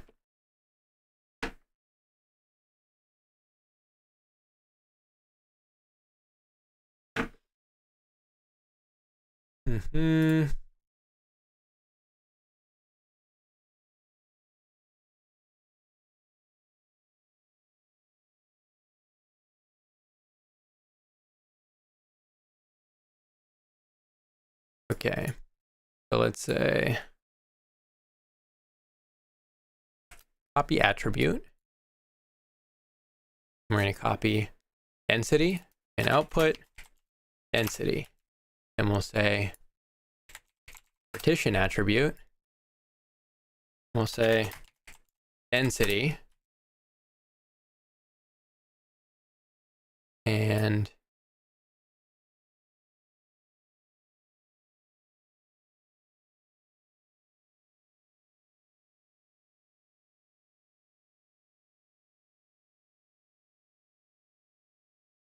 okay.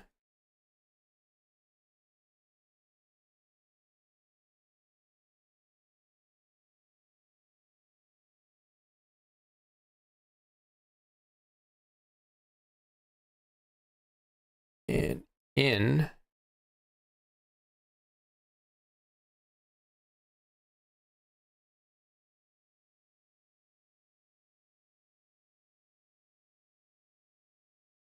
now that just doesn't in a input source attribute is less than or equal to 0.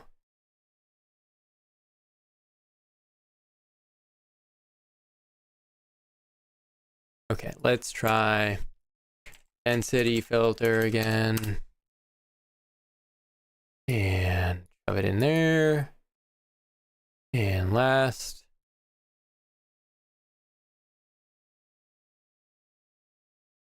And this should be density. And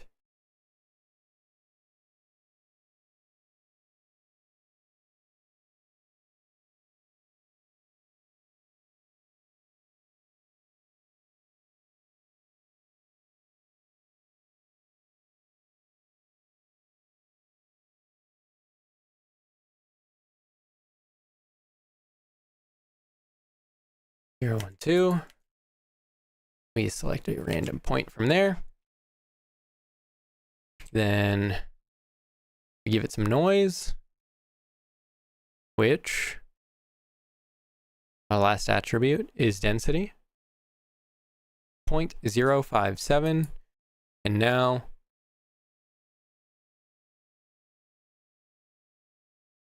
our density filter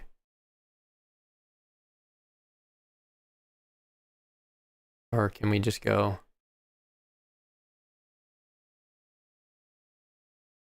$sign density, $sign density? I don't understand. Why is that not last attribute?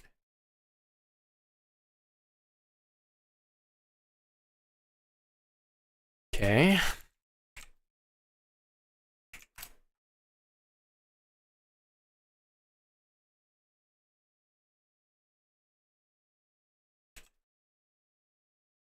Okay.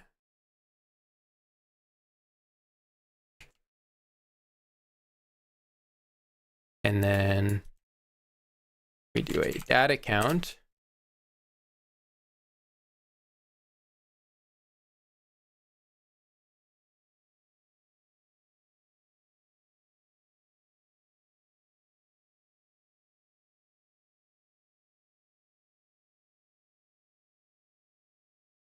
I don't understand. It shouldn't be.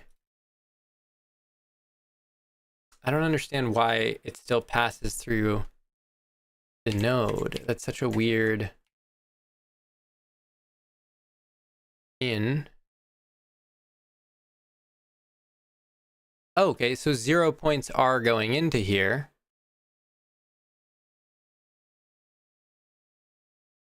And we should output to B. Oh. BO.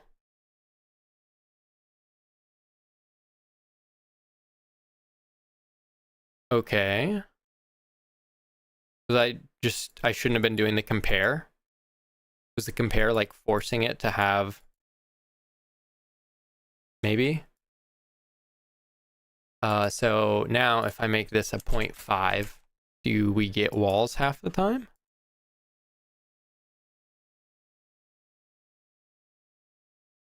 Am I just getting really unlucky?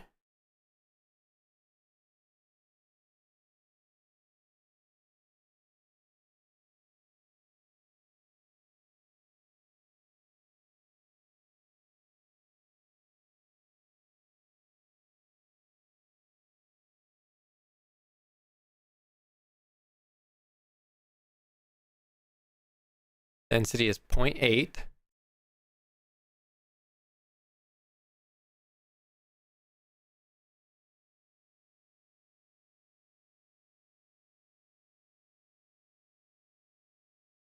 And I wish I could see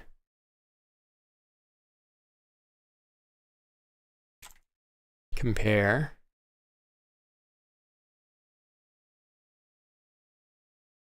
Compare is less than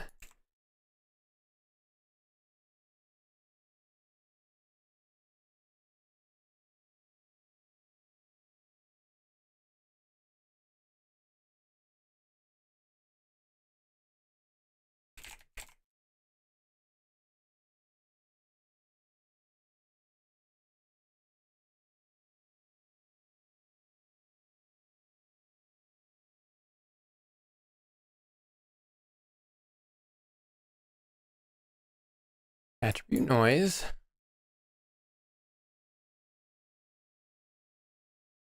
God, this is so frustrating. Why would this not allow me to select?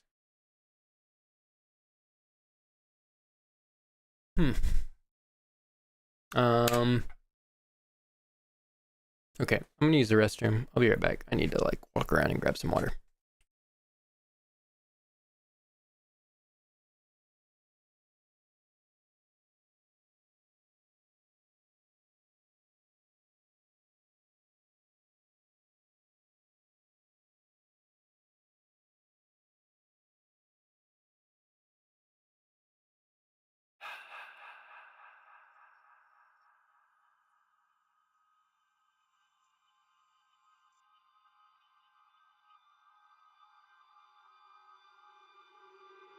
Bitch, I feel good.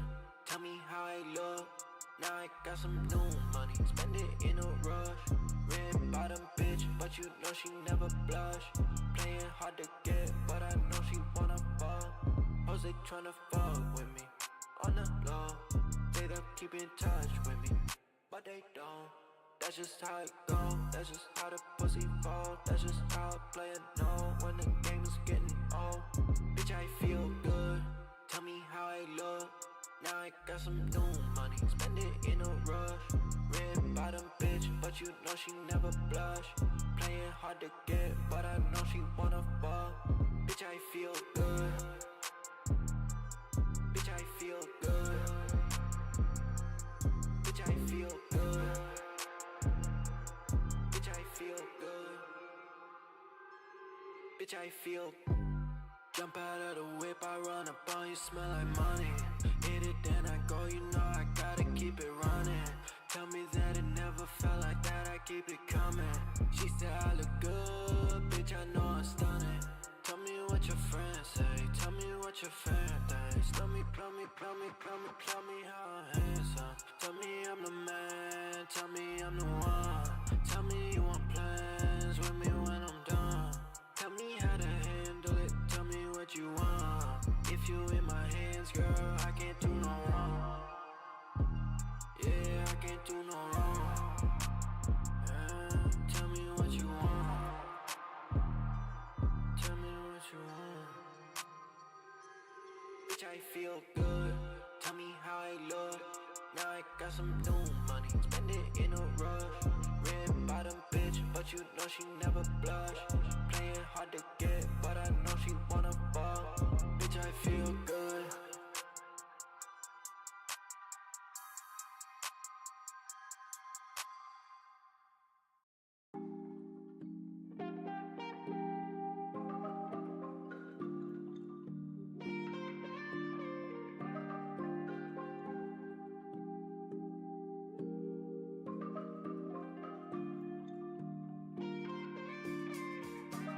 Pull up in 10, then we slide in. Bad bitch tryna add a little mileage. We was friends, now you riding. Used to give it to me, had to slide it right in. Yeah, you made plans, can you try and cancel yours tonight and spend the night in? Pardon my French, but like goddamn, you're the type I wanna spend my whole life with. She too cute with an ass like that, and I'm too smooth to let a bad bitch pass mine. Make a move, gotta shoot my shot, gotta hit that once before I lose my mind. What you doing over there? Can you read this? Look, can you please pick up? I can feel the energy, I can feel the buzz that you sending from a text when you messaging. Goddamn, could you pull up in 10 to wanna just be friends? Cause everybody else bland. Say you got a boyfriend, well I could be your man. Goddamn, fuck plans, get together, maybe we could hold hands and romance. Throw a record on, baby, you and I could do a little slow jam. Then we slide in, bad bitch tryna add a little mileage. We was friends, now you riding. Used to give it to me, had to slide it right in. Yeah, you made plans, can you try and cancel yours tonight and spend the night in? Pardon my French, but like goddamn, you're the type I wanna spend my whole life with. I keep it cool like I'm chillin' in the room, and you the bomb like a body to boom. Girl, they should call it Planned Parenthood, the way that I be killing the womb. You know I'm smooth, but I won't slip on a move. I know you got a couple guys that you could pick if you choose. I need you sticking by my side like you riding a coupe. I'm tryna buy you sapphires, emeralds, rubies, and jewels. Yeah, you smoking for real, girl, you ain't vaping a jewel. I don't hit this dizzy, but I will if you do. I ain't for the reason, I ain't playing with you. You say you got a problem, I can fix with my tool. You know you got my full attention like you said to salute. I ain't taking shrooms, but I'm tripping for you. I ain't taking shots, but I'm shooting for you. I think I need a sponsor, I'm so thirsty for you. But I don't feel the cheers till you're here in the room. Pull up in 10, then we slide in. Bad bitch tryna add a little mileage. We was friends, now you riding. Used to give it to me, had to slide it right in. Yeah, you made plans, can you try and cancel yours tonight and spend the night in? Pardon my French, but like goddamn, you're the type I wanna spend my whole life with.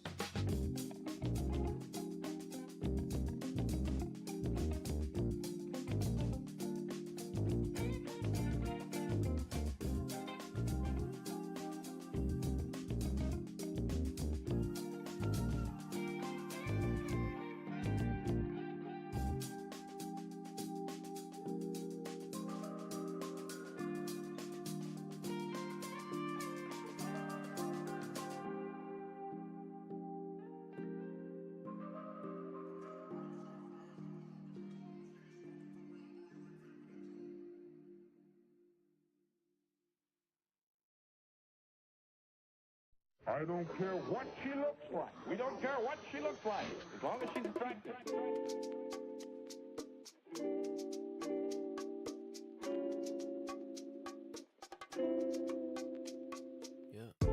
I ain't wearing tap shoes, baby tryna tango. This a laid back groove, let me work the angles. Point me to the map, girl, show me where the tango. Hit it from the back, get you singing like an angel. 4-wheel drive, we ain't gotta take the main road. This ain't just a rap, you a present I could wrangle. I'm your guy, maybe you could be my main hoe. Panties to the side, cause I'm tryna eat the mango. X-Men do it good, well I do it better. Wolverine tearing through your crowd to get sweater. I can hold your hand, bitch, cheesing like cheddar. You worry about the other chick, I don't even sweat her. Say you need some red bottoms, let me make it redder. You playing hard to get, but I'm way too clever. Pulling up to shoot, I always nothing but netter. You saying that you wet well, let me get you wetter. And you way too attractive, got me going bad, bad, bad, bad, bad shit. Oh, yeah. Let me lay you on the mattress, damn, you a bad, bad, bad, bad, bad bitch. Oh, yeah. And you know I gotta have it, I can do a ration. Bring your energy, then I'ma fuck around and match it. Slide a little ring on it, 24 carats ain't enough for your magic. I ain't wearing tap shoes, baby tryna tango. This a laid back groove, let me work the angles. Point me to the map, girl, show me where the thing go. Hit it from the back, get you singing like an angel. 4-wheel drive, we ain't gotta take the main road. This ain't just a rap, you a present I could wrangle. I'm your guy, maybe you could be my main hoe. Panties to the side, cause I'm tryna eat them. Come and take a ride, but it ain't in no Durango. You know I gotta slide if you tell me that you say so. I'm looking in your eyes and it's time for me to say no. I just checked the weather and we better bring our raincoats. I ain't wearing tap shoes, baby tryna tango. And this a laid back groove, let me work the angles. Point me to the map, girl, show me where the thing go. And then I hit it from the back and get you singing like a. Too many nights I spent missing you. Too many nights I dreamt about you. Too many nights I spent without you. Too many nights, too many nights, too many nights, yeah, too many. You a little box Chevy bitch, I'ma put you all right. Take it for a test drive, hydraulics popped out, cruising first gear all night. What is there to talk about? First class dick, I ain't giving like a dropout. Getting hot and heavy, so we better get the mop out. Better break the levee, baby, please don't let it stop now, no. Too many nights I spent missing you. I ain't wearing tap shoes, baby.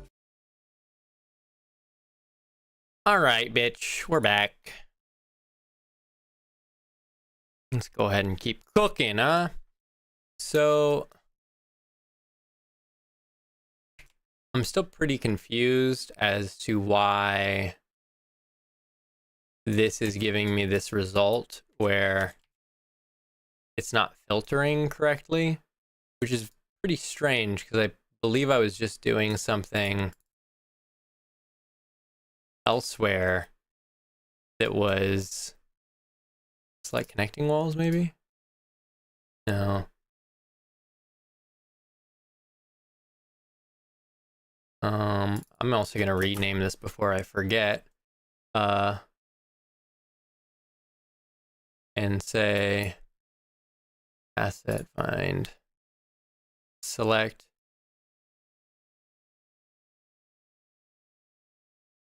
walls connecting rooms.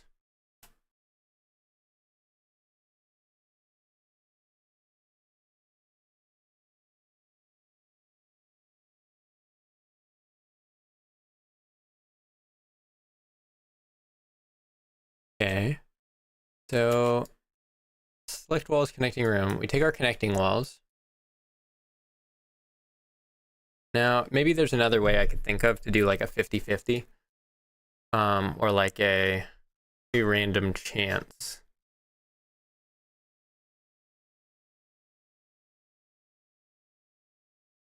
Which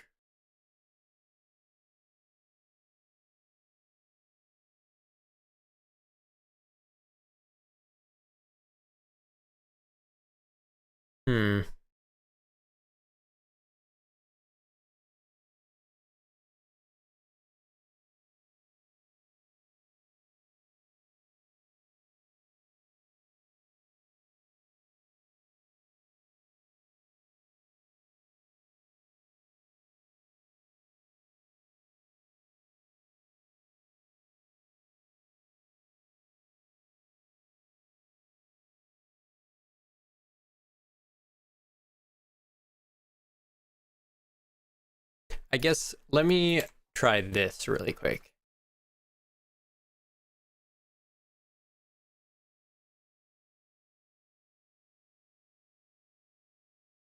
So, right, if I go, let's just make a new parameter and say rename and say int R1, R2,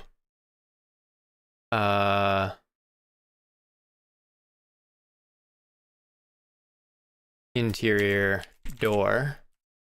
And then this is going to be a Boolean. And get R1, R2, interior door. And now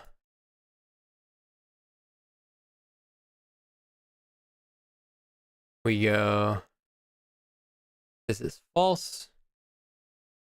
We don't do anything. If it's true, we should say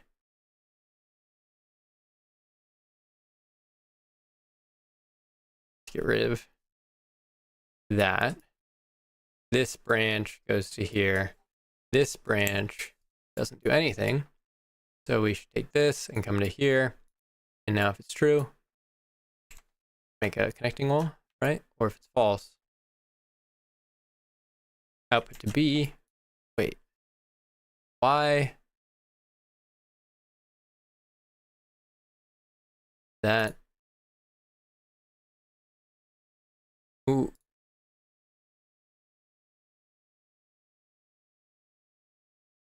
Output to A. R1, R2. I would expect that, well, are these just backwards from what it literally says? Output to B. Or, oh, that, it's just like a continuous. No, that doesn't make sense. This is false. Output to B is false. Control flow node that will route the input to either output A or output B based on the output to B property, which can also be overridden.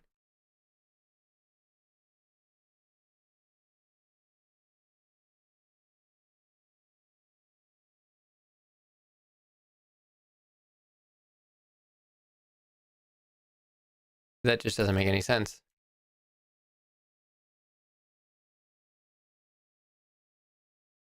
Oof.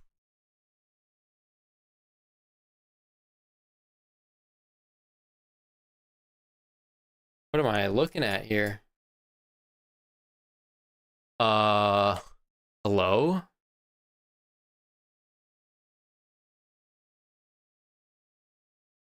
Okay. This is false. It should not be outputting to B, it should be outputting to A. But it has nothing to do with it. Debug.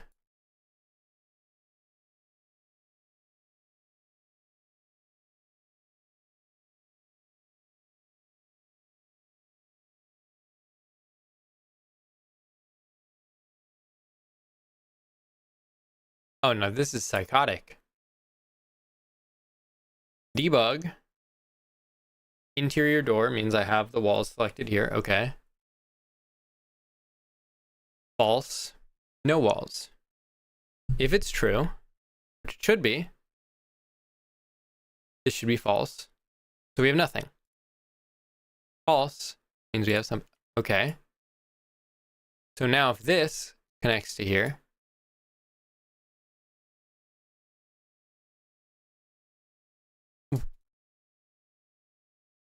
this is insane.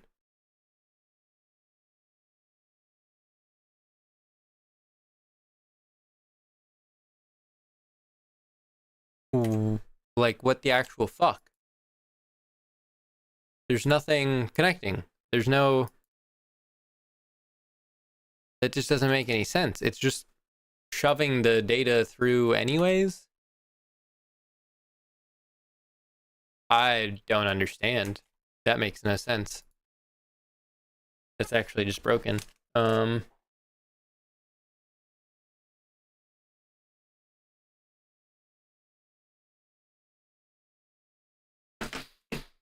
Oh, that's so annoying.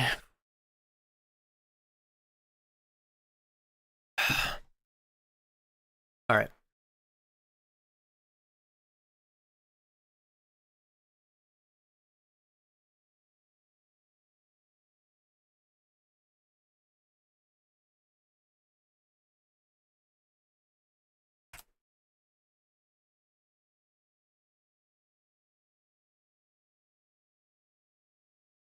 literally just make this a not switch so it's easier for me to...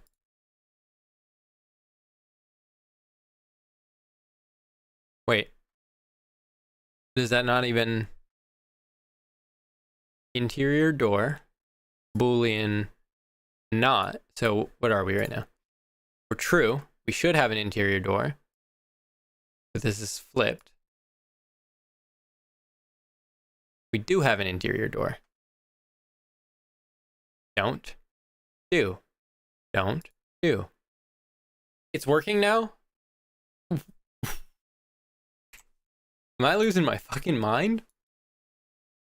What the fuck?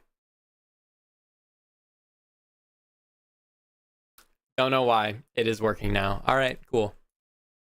Very cool.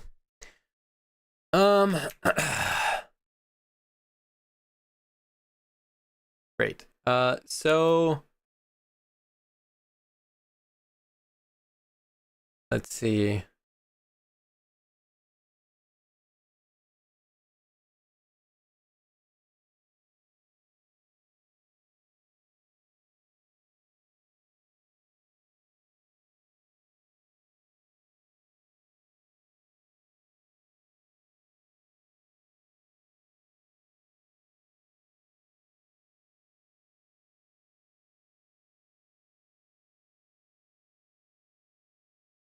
Okay.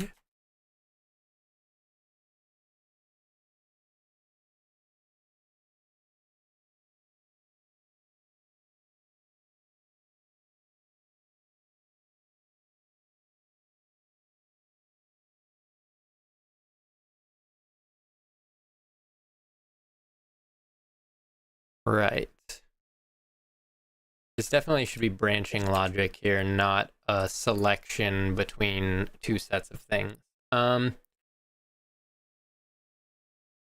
So let's get rid of that. And great. So that is a nice control to have, but I feel like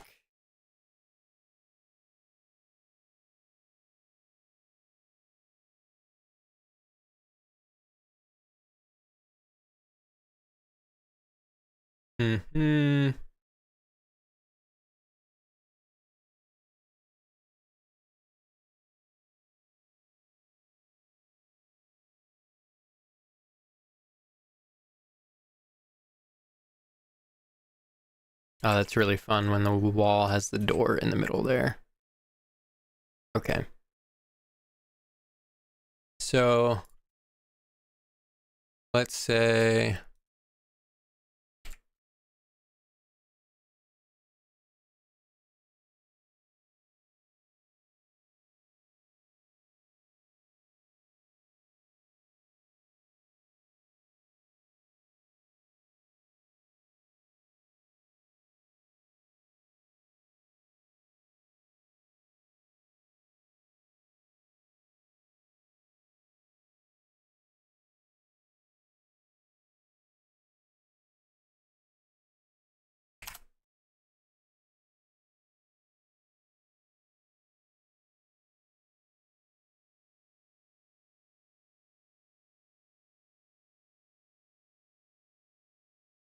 okay.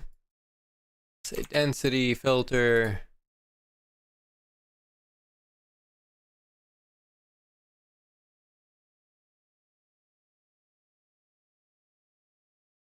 Um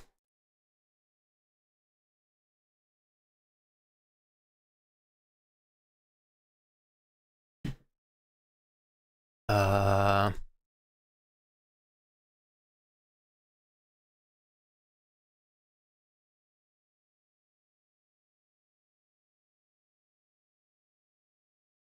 okay, we'll say 0.5. Now let's say data count and compare less than or equal to create attribute int 1.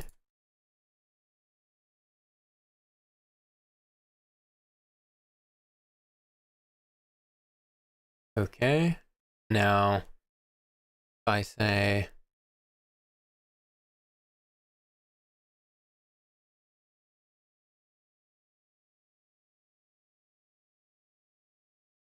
data count, how much is this? 1, 1.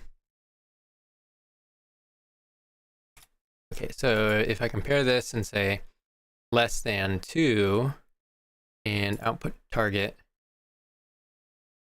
and this is going to be, instead of less than or equal to, this is less than 2. What's this?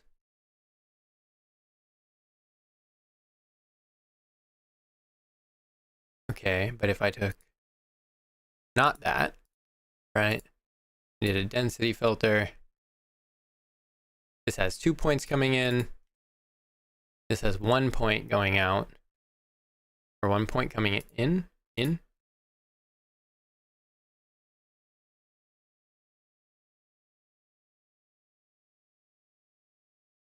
Why does data count not work in the way I think it does? What is it actually doing here? This is saying, is any data coming in?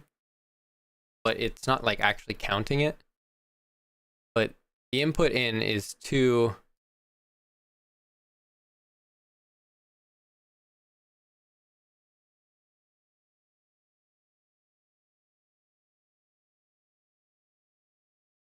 Right, so if I debug this, my data count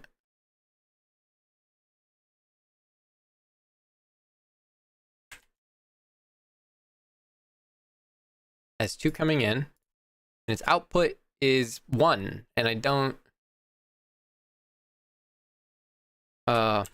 index.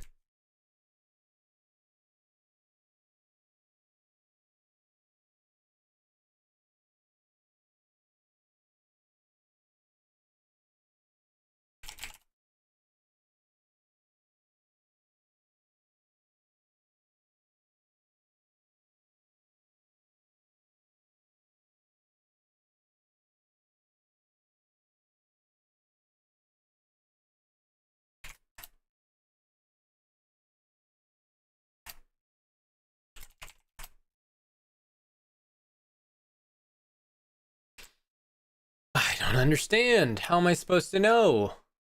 Hmm.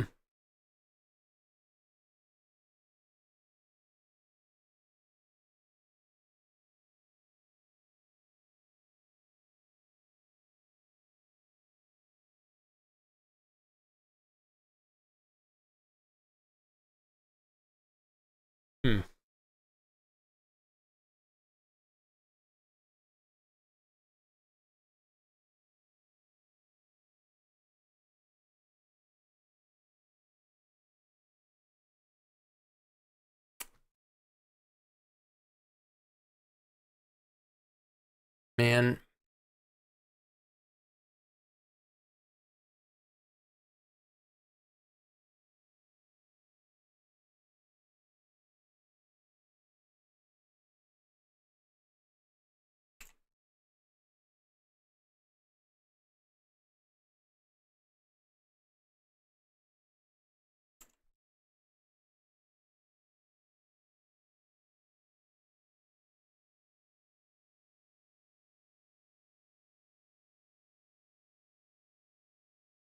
So if this outputs nothing,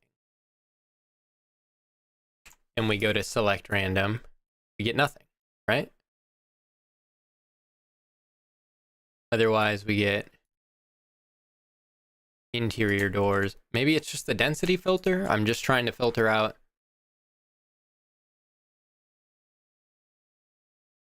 Oh, but right, I need to filter all of the point. Well, that doesn't make sense either, because now that's just going to result in some weird stuff, I think, where I get like half walls occasionally or something. Like if I just go like that, yeah, it's only like that's way worse.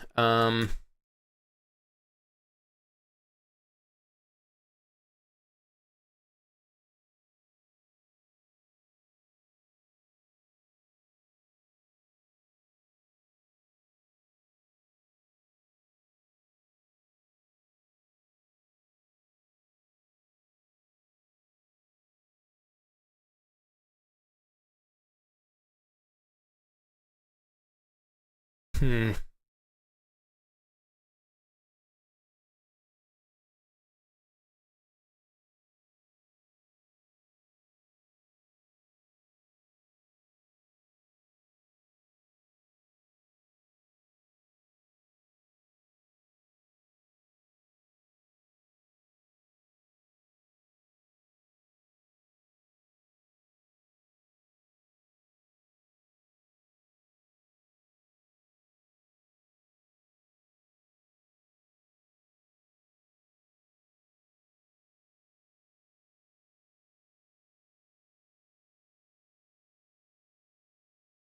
Different whole points, create bound selection, sampler.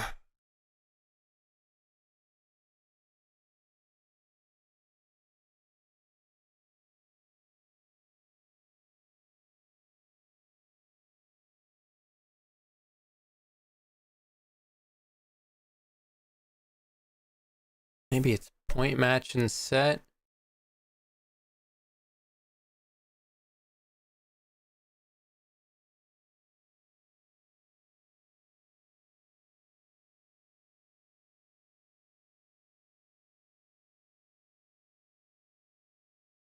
Okay, so let's try.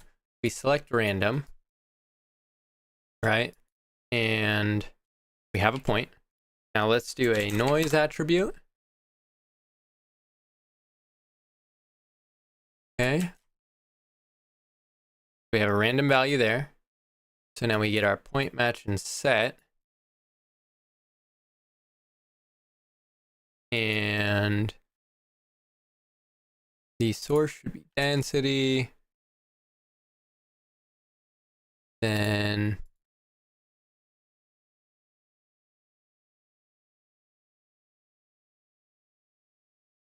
type double.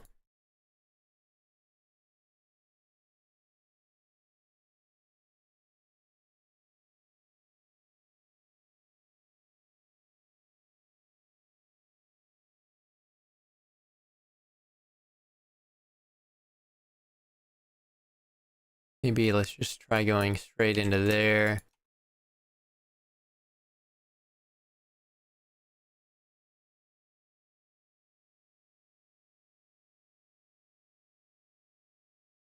Okay, let me get one with all three, just so I have more points to work with here. Point match and set by attribute, density, density,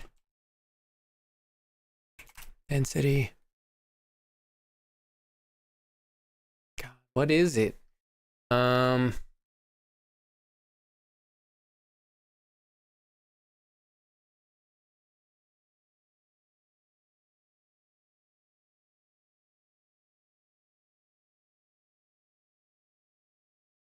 Okay, let's try this again. We get 1 point there, attribute noise. Now I have this point and I need to copy attribute. Let's say density.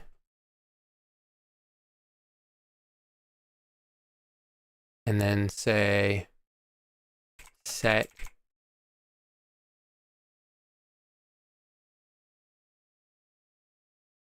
density, put source 2,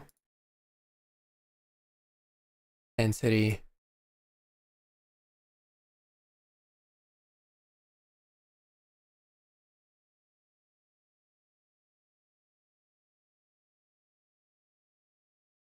God damn it, dude.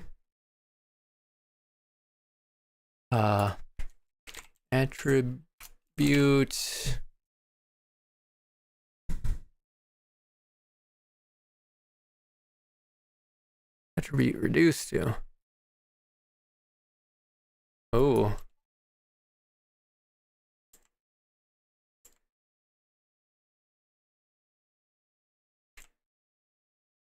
Noise.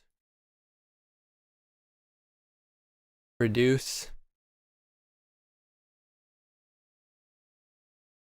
Okay.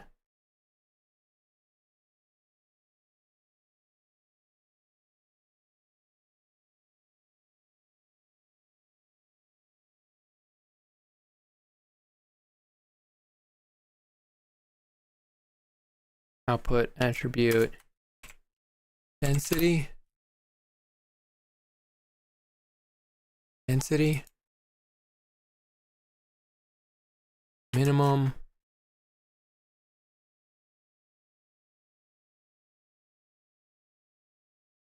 And then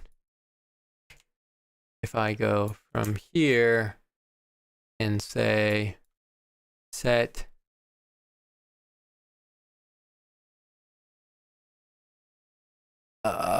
fucking last pin from A does not exist, set density, god damn it, attribute partition density.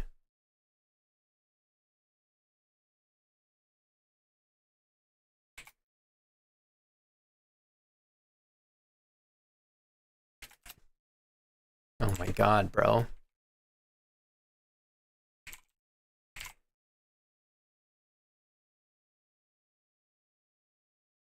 Select density.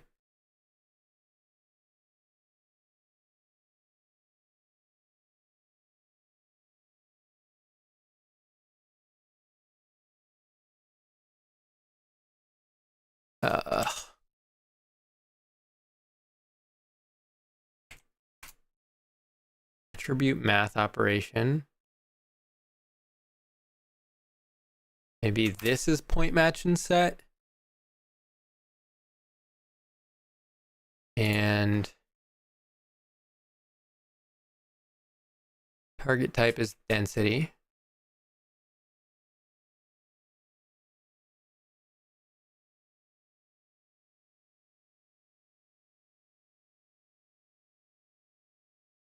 Say average.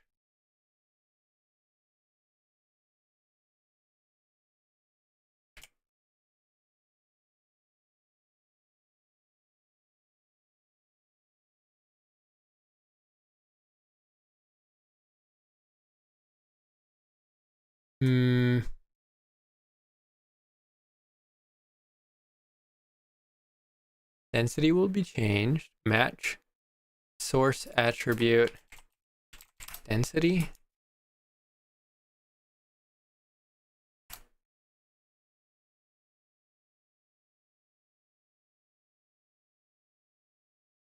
Bro, so frustrating. This feels like this should be such an easy fucking task.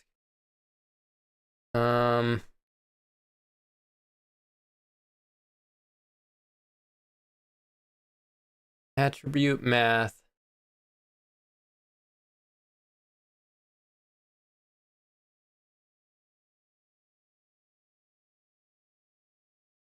And then let's say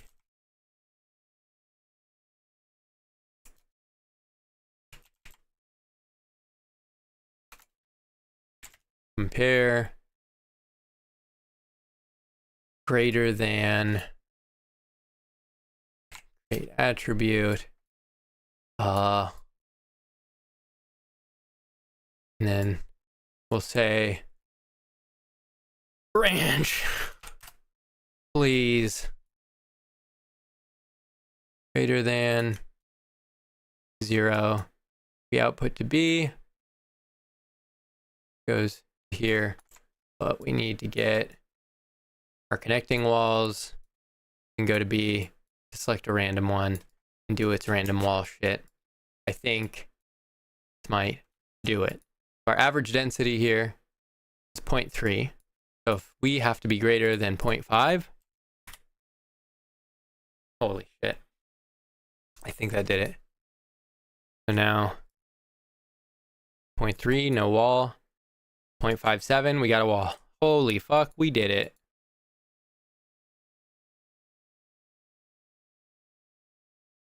Oh my god, bro.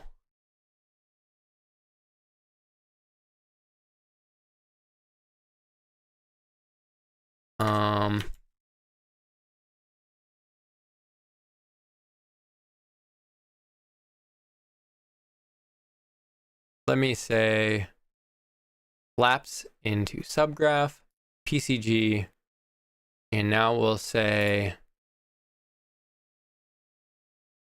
what do we want to do?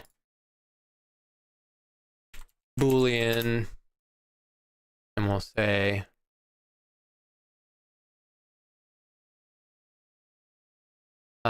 reduce at elasticity to average,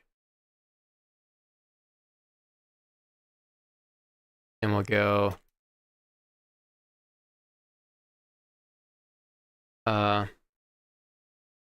set bool by ratio, maybe.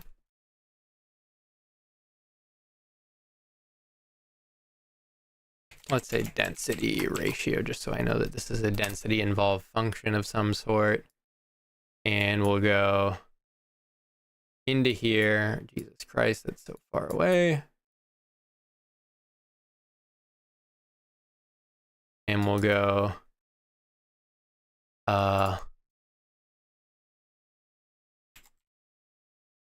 points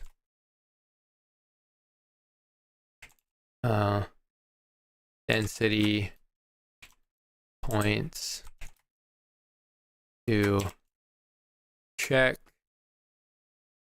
Oh, and I can also go, let's put that attribute noise in here actually. And go like that and like that, right? Because because I adjust, that does not mean that I have to use that specific pass through. And then we'll say bool, let's say out bool, and then I will need to also have a debug. I need a override here, which will be rename ratio, and that'll start as a 0.5. And we'll say get ratio, feed it in there.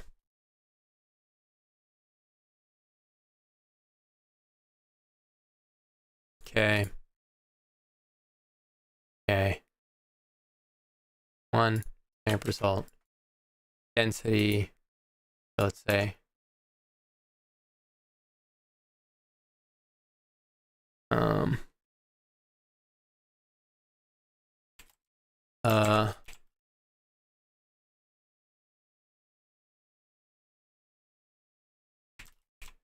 Start. We'll just say point.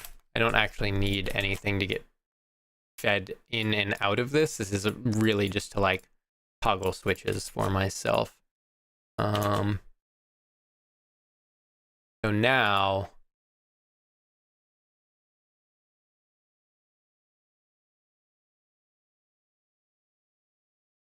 oh, actually, I should have this whole thing go in here. We should go, instead of out with a Boolean, well, no, I shouldn't.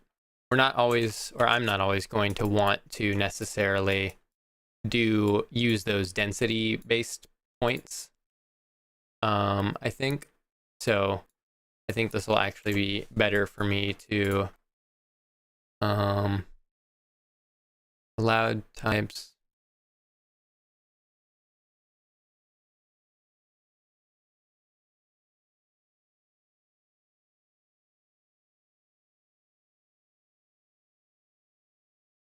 Now output to B.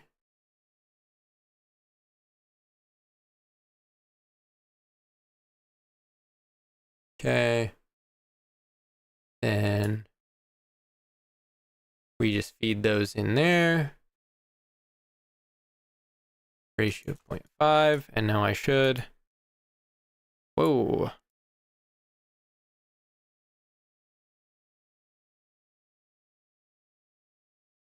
Okay, I think that was just a weird generation problem that didn't have anything to do with me. Placing walls. Okay, so now if I say this is a 0.25,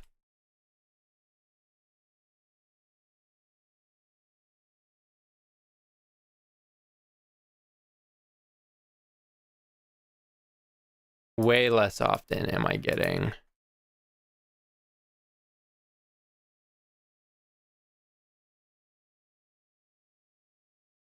Okay.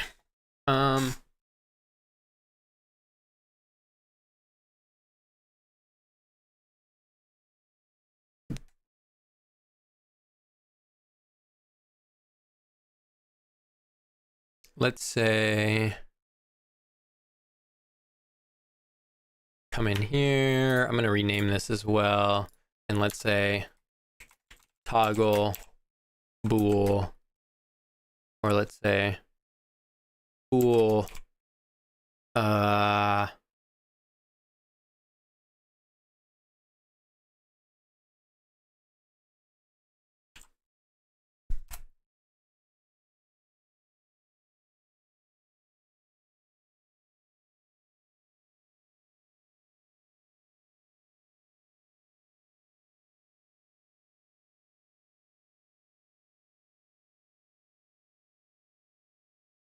okay, so now this will only output to create doors 25% of the time.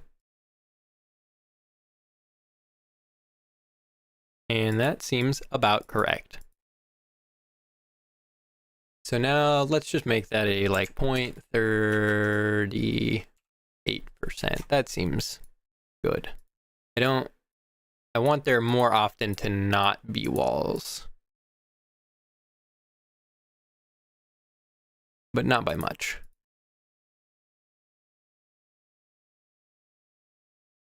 Okay. So that was so much fucking goddamn sidetracking to get that working. Okay. Now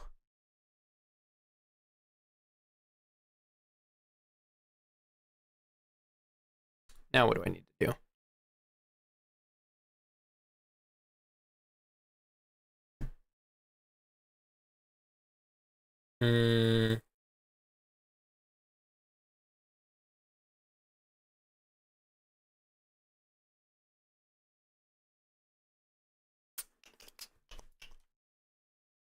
So if I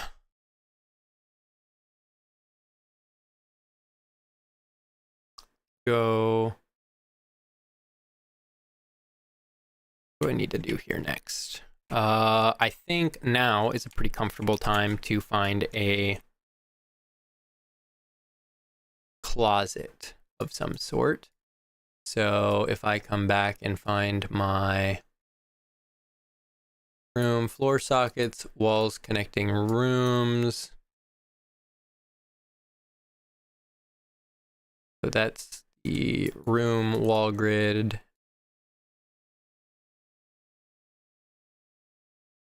And select floor grid by wall.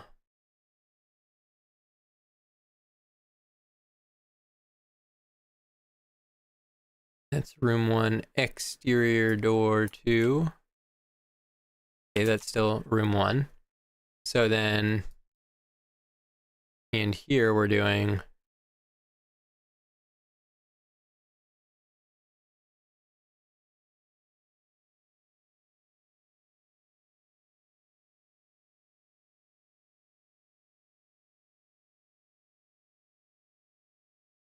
let's do that just to make that a little bit more clear for myself. I need these a little closer together. Follow that logic a little better.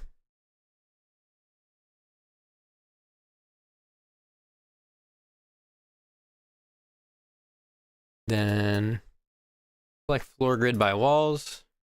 And what we need is our door. Let's say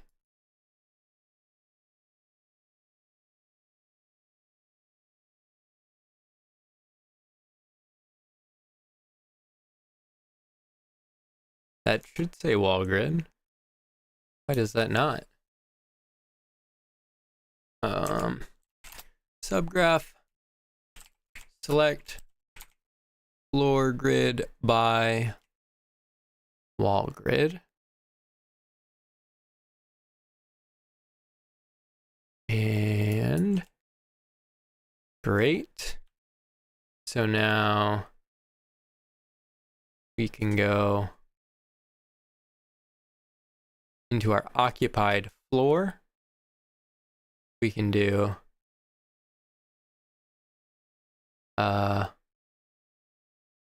merge, and we'll say room 1, room 2, connecting floor.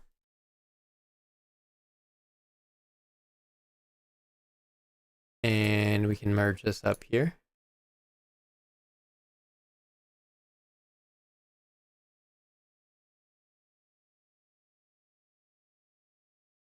Now,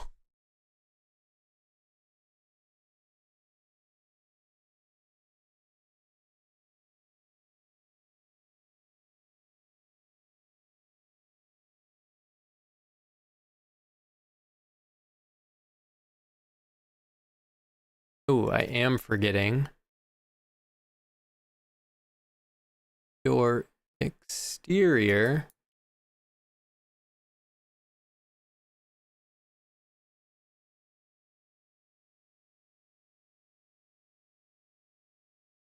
Okay, select floor grid by wall grid. Yeah, why was this working earlier? Data count was completely working just fine. I don't get it. Okay. Wall grid.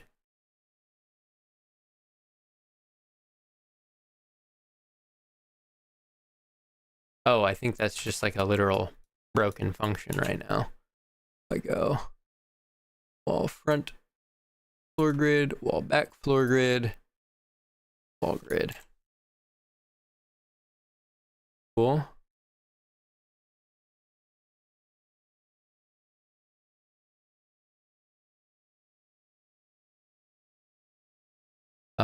Let's actually take this all the way back here.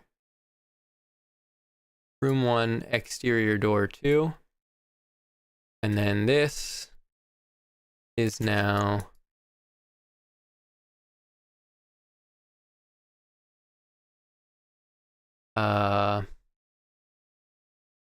merge, say room 1, exterior door,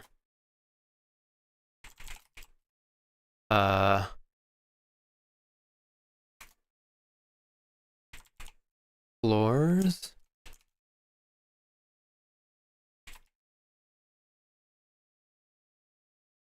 I think that'll be fine for now.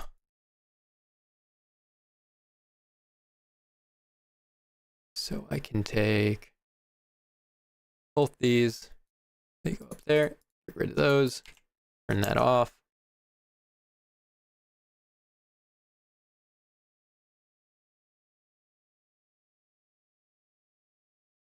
Debug.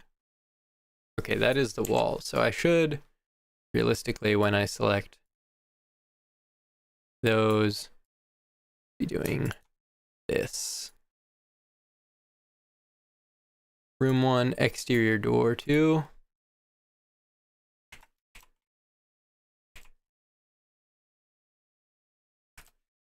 Okay.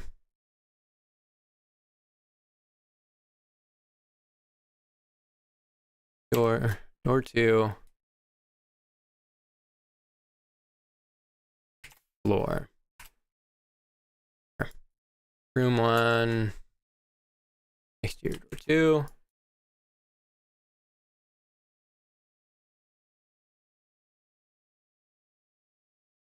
All my occupied walls.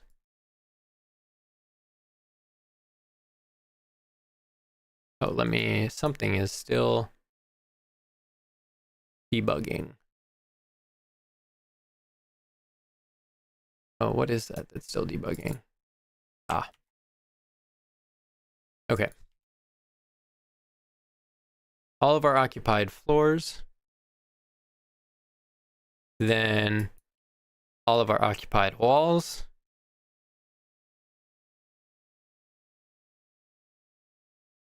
okay. Now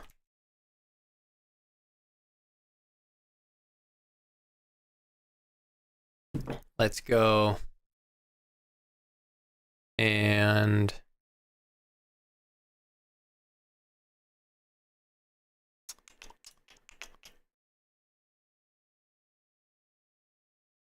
see here.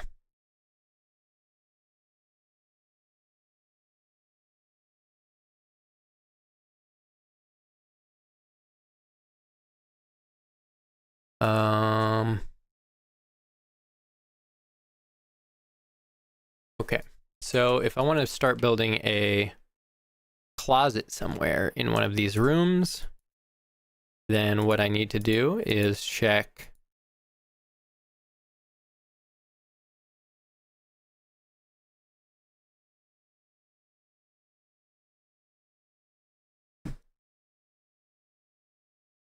a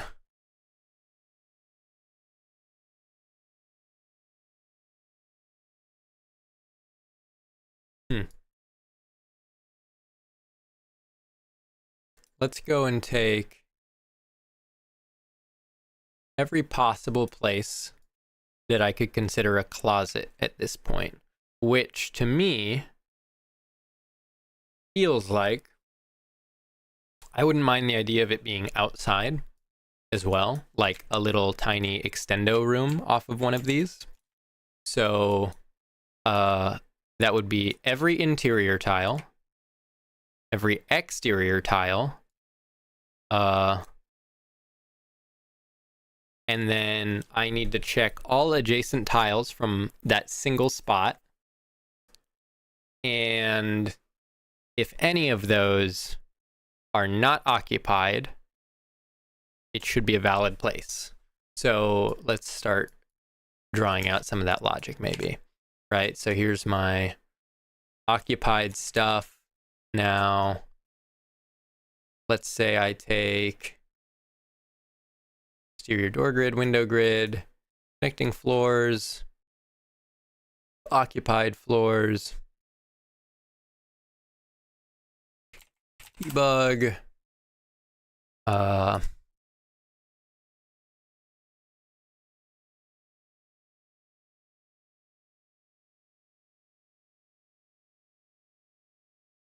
let's say int room 1 interior floor.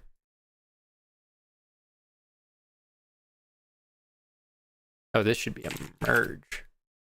And room 1 int floor.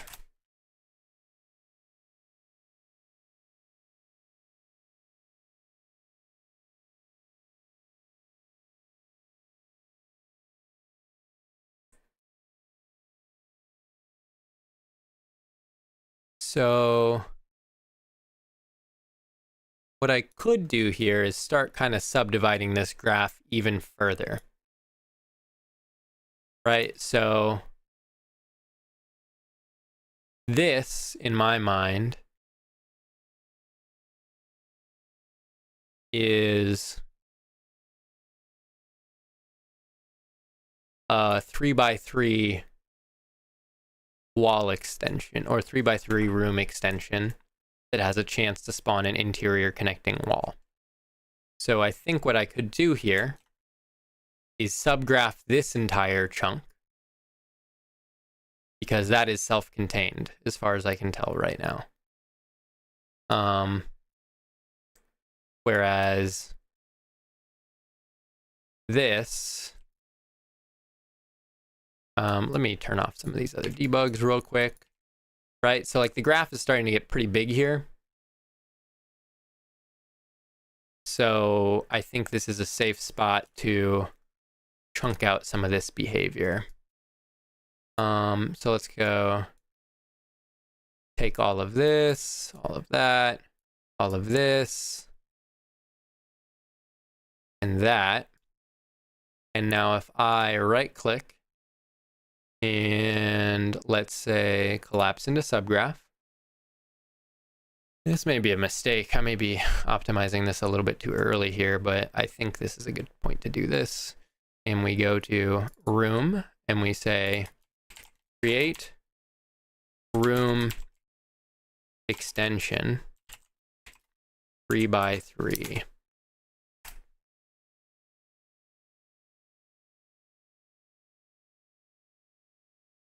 Okay. Now our output and fucking move it where it's actually making sense. Let's start to clean this up, which should be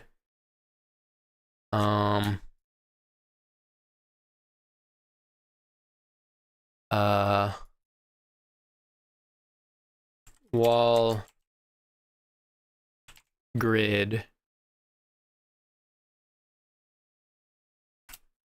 Okay, and then I can delete these other 2 points. I don't know why it gave me so many. Let's do that, and then I'll also do that and get rid of this merge. It's kind of useless. Okay. Go like this. Try and clean up this graph a little bit. All right, and then we go here, here,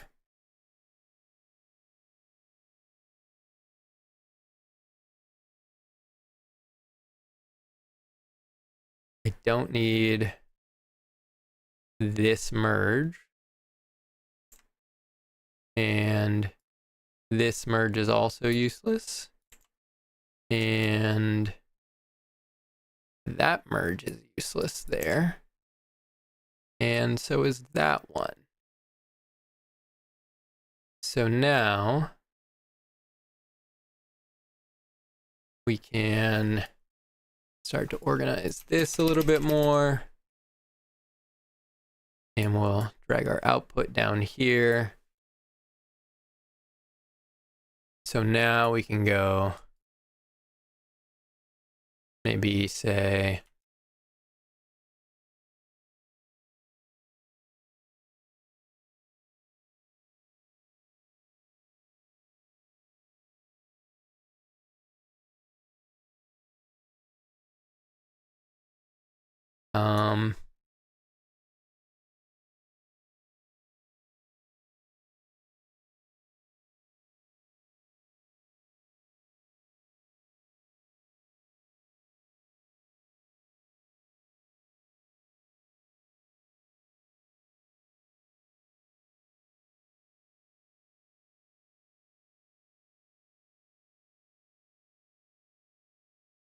okay. So we go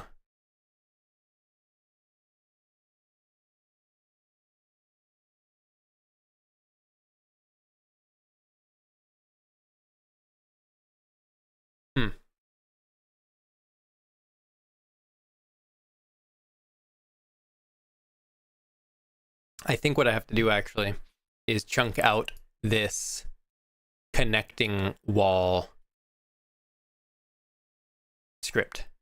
This should be its own chunk of code as well.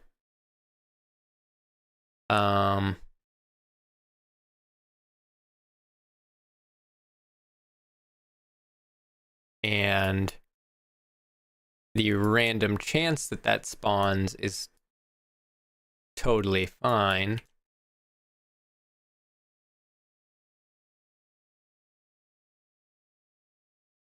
So, because the room extension as a whole does not need to also encapsulate the connecting logic here. And what is this?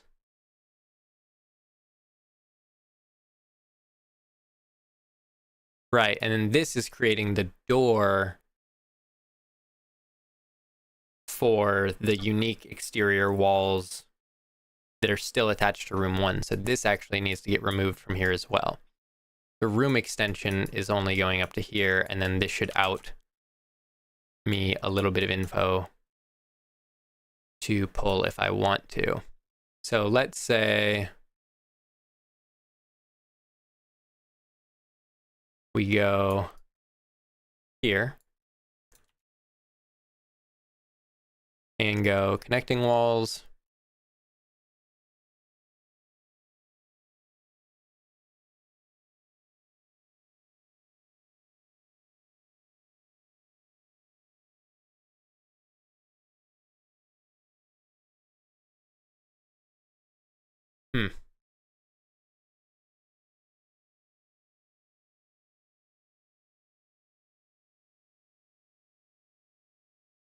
Yeah. I don't know if I need to chunk this out yet, actually. There's a lot of stuff that is kind of partially... It's like partially specific, but not specific enough yet, I think.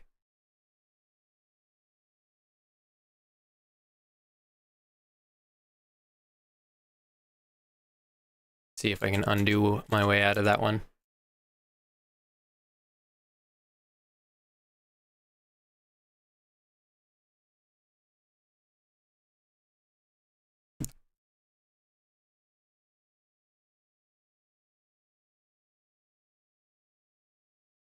There we go.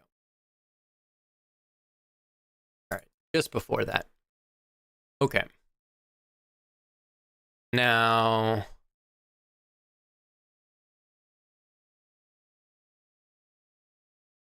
this right here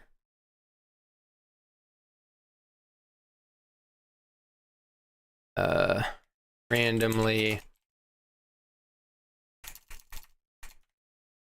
chooses, let's see, randomly creates connecting wall between room 1 and 2. So I think this is getting to a point, oh good, where we crash the engine. Very fun.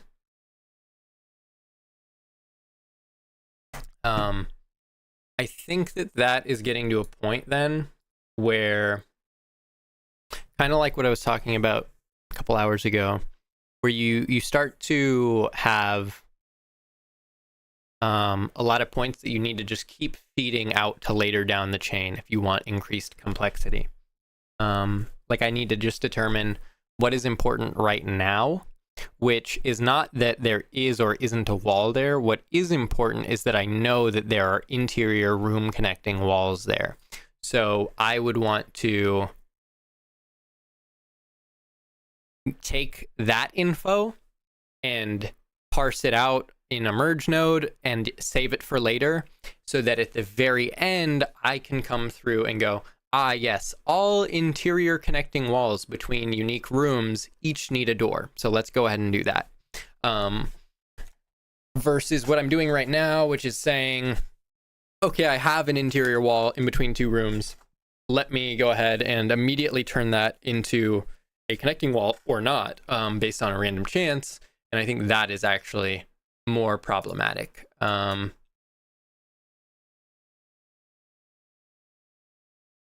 So let's see here.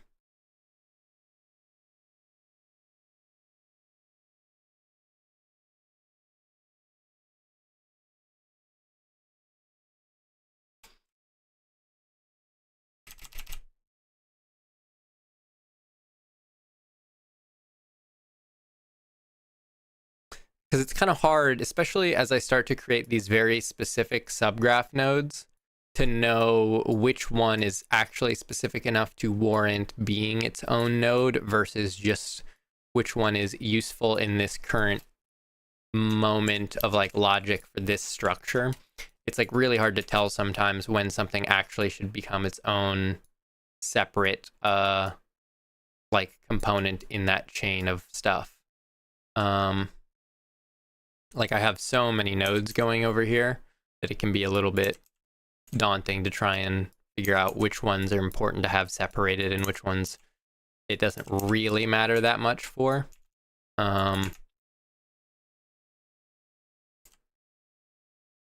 Okay, just gonna do a little bit of organizing here.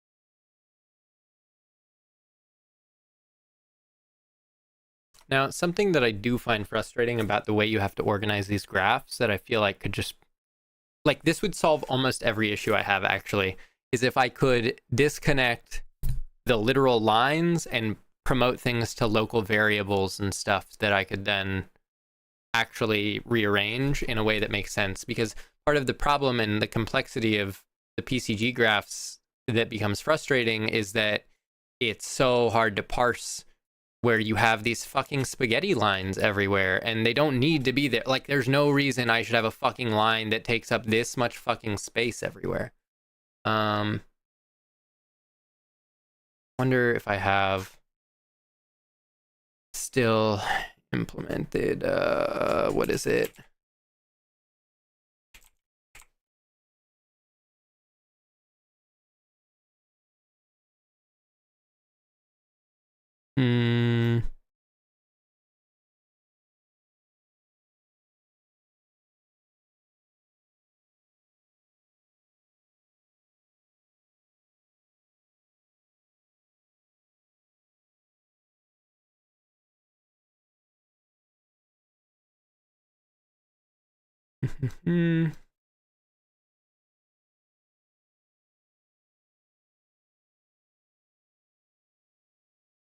God, of course.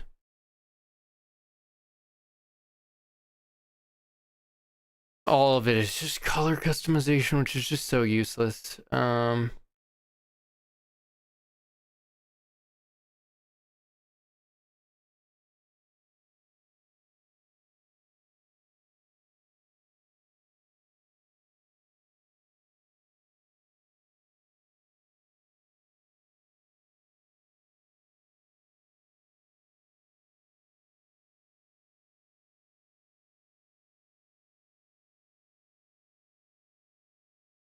Oh my God. That's great. That's so great. That actually just saved my life. Holy shit. Holy shit. We'll fucking take it.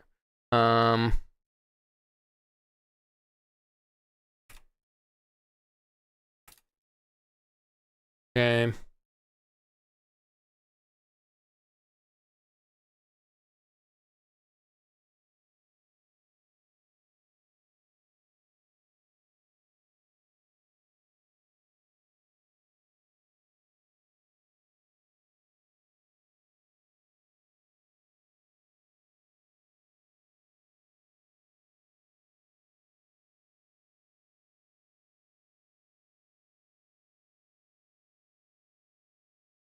Holy shit. Okay. Well, now that I've got that going, just significantly easier. Like, don't get me wrong, it's still a fucking gigantic mess of fucking wires. It's so frustrating. Room 1, exterior door 2.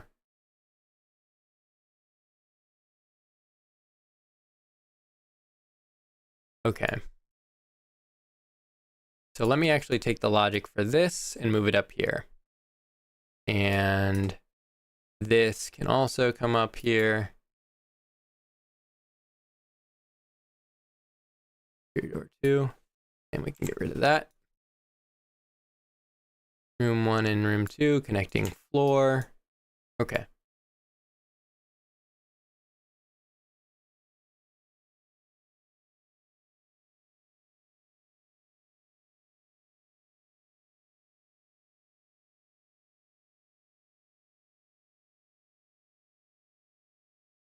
Now,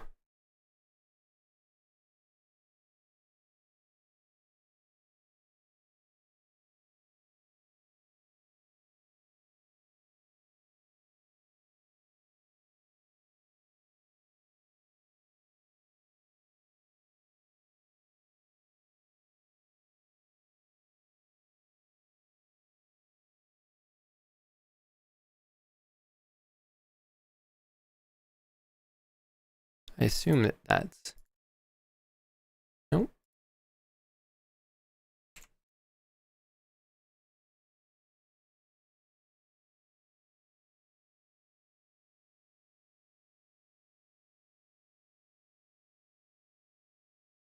Okay.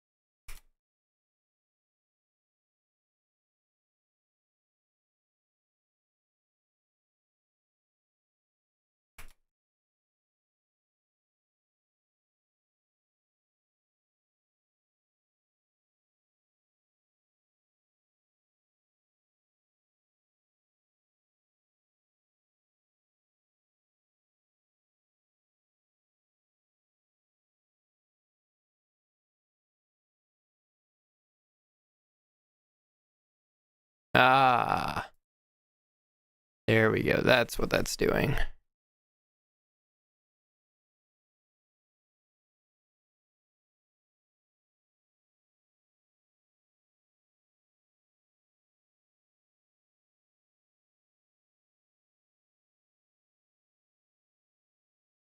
Okay.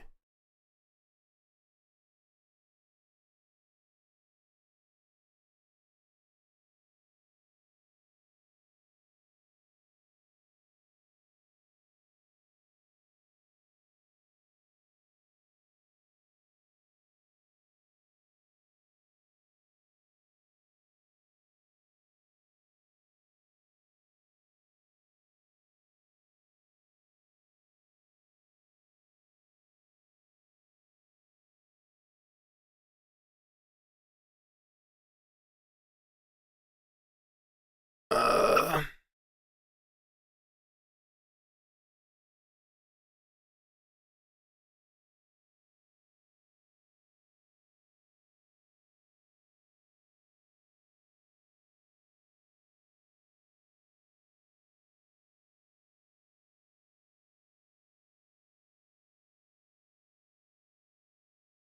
okay.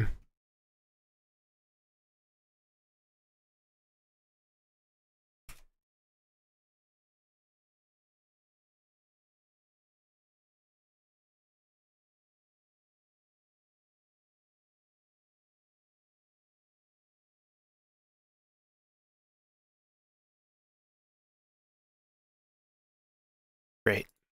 That actually makes this possible now.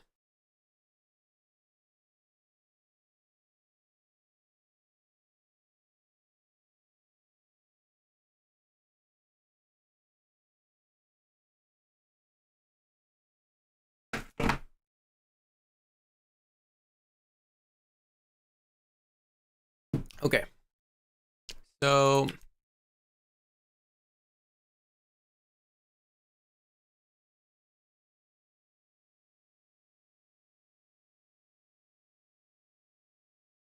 creates second exterior door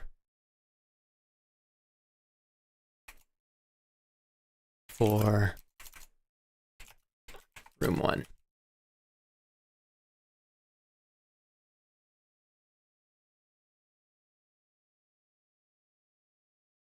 Okay.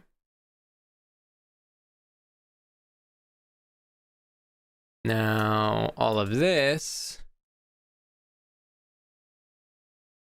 creates interior doorway slash wall. Yeah. randomly chooses, actually, let's delete that. Creates interior doorway between room 1 and 2. And then I'll just shrink this to, actually, this all kind of is included.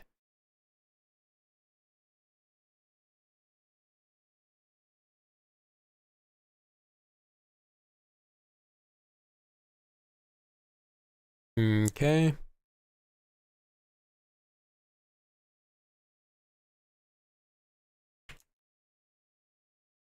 So now we've got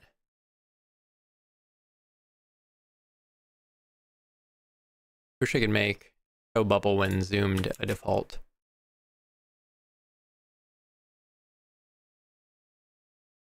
Second interior. Let's say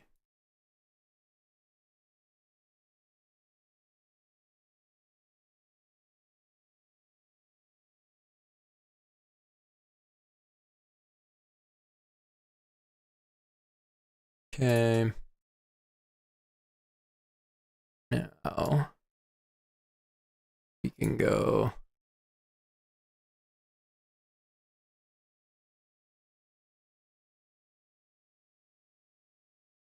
wish those would actually line up. That's very frustrating. Whatever.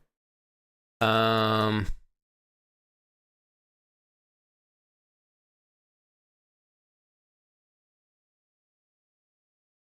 here we have creates room extension.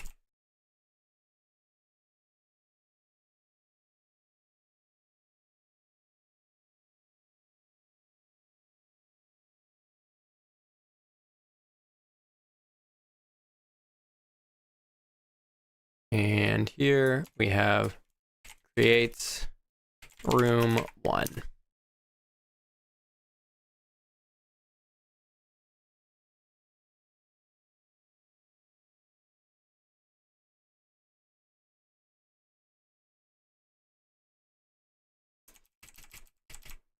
Okay. Now we've got our room 1 interior floor. And we'll go merge. And let's just say interior floor with merge room to interior floor. And now if I debug this, just those interiors. Now let's try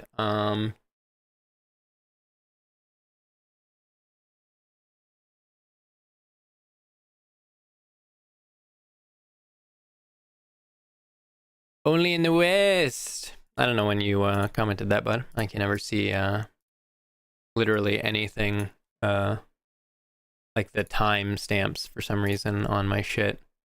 It's so dumb. There's literally like a toggle box for timestamps, but it just doesn't turn on when I try. So sorry I missed your message, brother. May God ignore my prayers the way I ignored you. Okay. So now I need to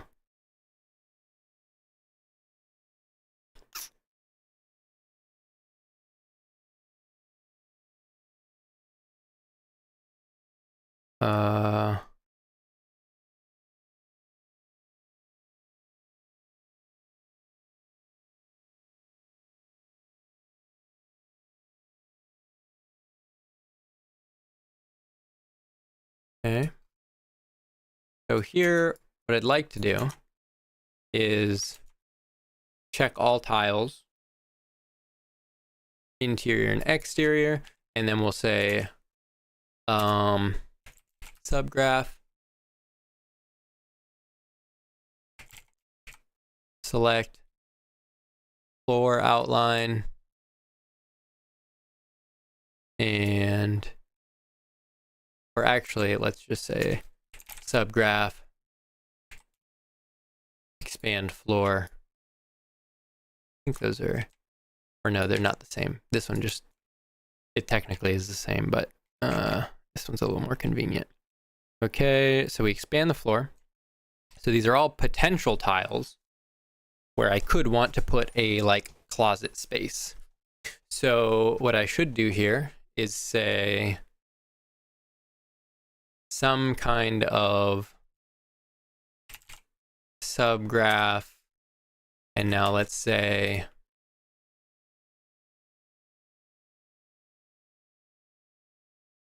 PCG,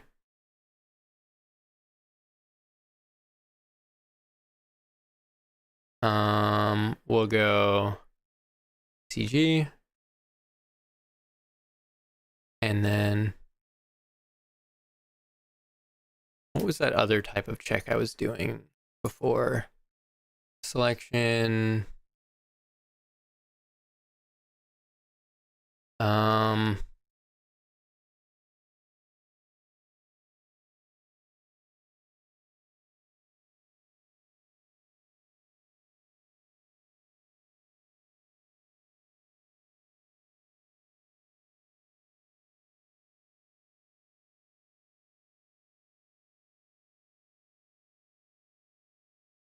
This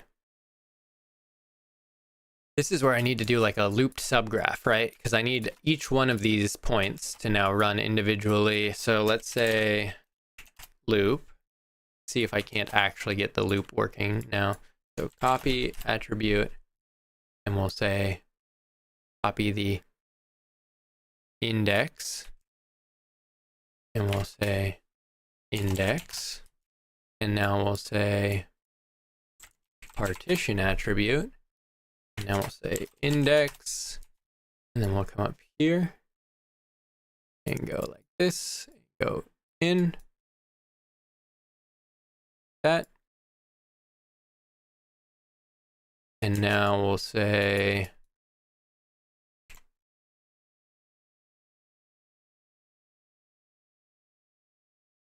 PCG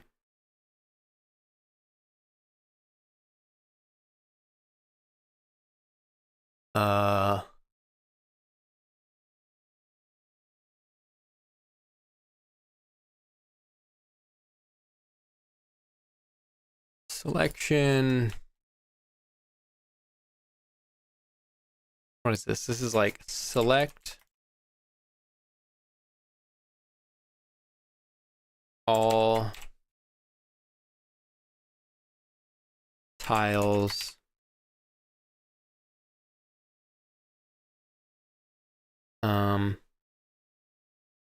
with free adjacent.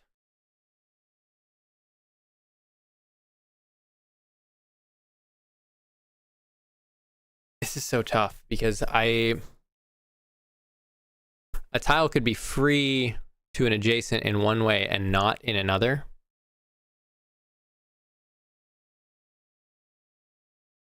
Like, oh, wait.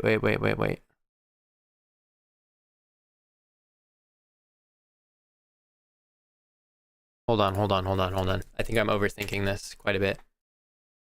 So I have my expanded floor here, but let me go ahead and let's take all of this stuff and we'll say merge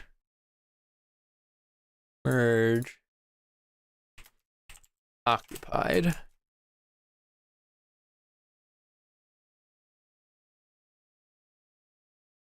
And don't need to merge metadata. And expand floor. And now we'll say subgraph. Select points in point. All points And let's try naming this occupied walls and floors.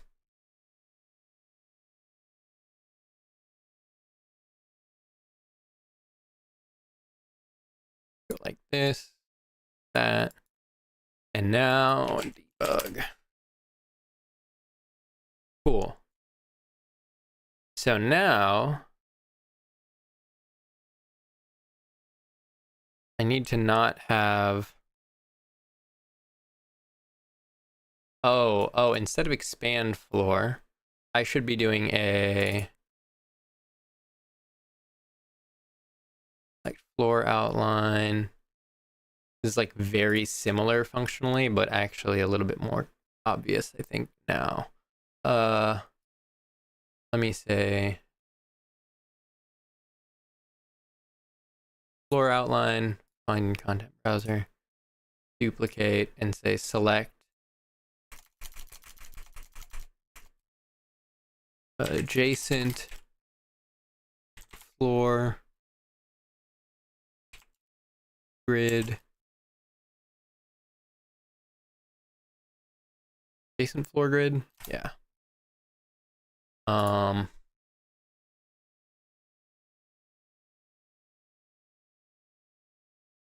Then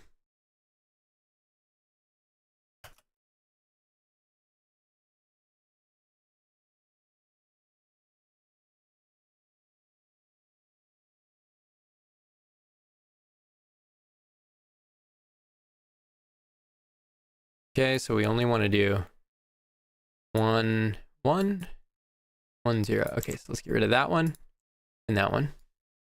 Then here, side checks, we've got a left and a right. And then here we've got a back left. Here we've got a back, and here we got a back right.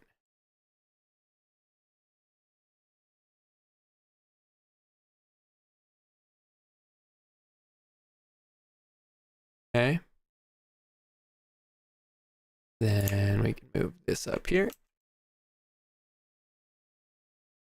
That up there. That up there. Okay. And now we can go, instead of expand floor, let's say subgraph, select adjacent floor grid, and say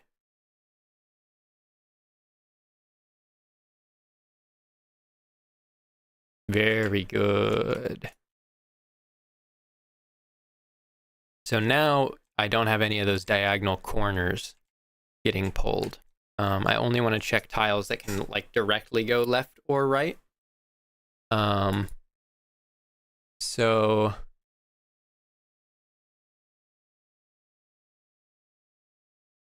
if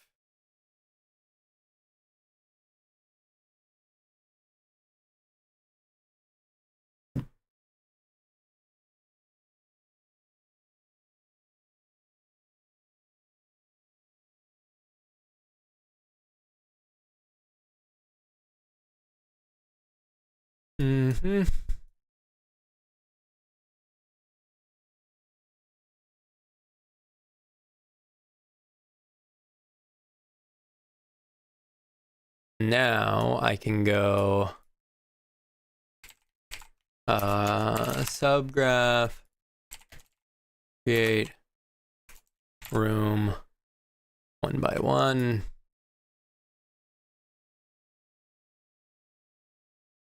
Or no, I don't even need to do that. This should just be select random.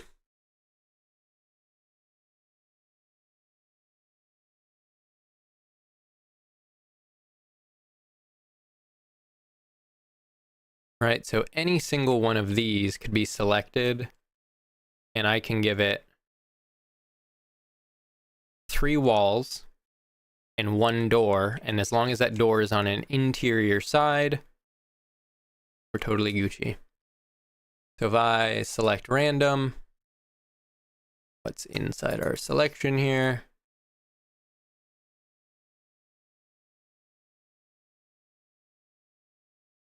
Why is that showing me 2?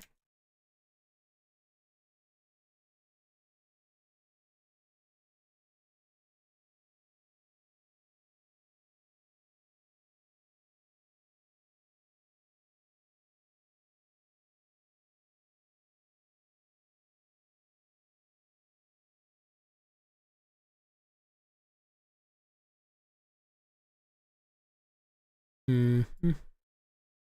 Mm-hmm. Mm-hmm.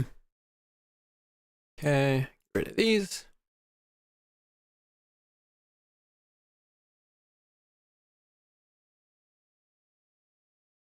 Okay.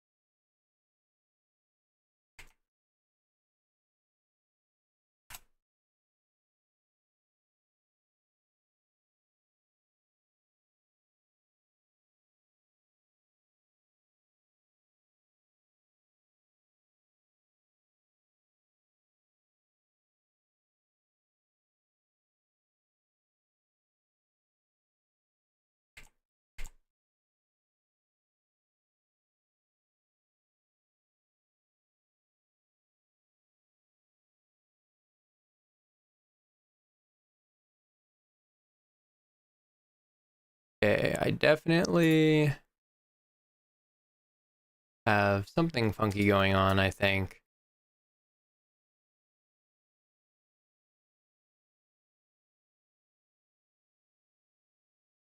With this guy. In. How many points do we have here? 36, right? So we're like 1, 2, 3, 4, 5, 7, 10, 11, 12, 13, 14, 15, 16, 17, 18, 19, 20, 21, 22, 23, 24, 25, 26, 27, 28, 29, 30, 31, 32, 33, 34, 35, 36. Okay. Had 90. We now have 36.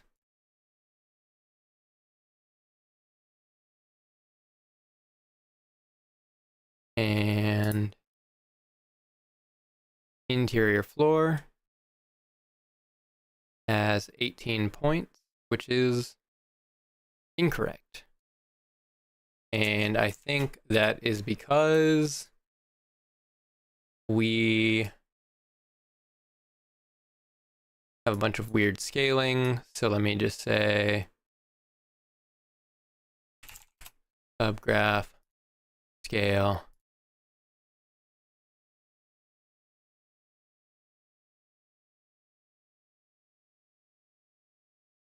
Okay, select adjacent. 18 still.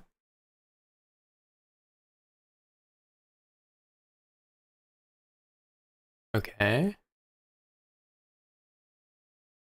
Interior floor, 18.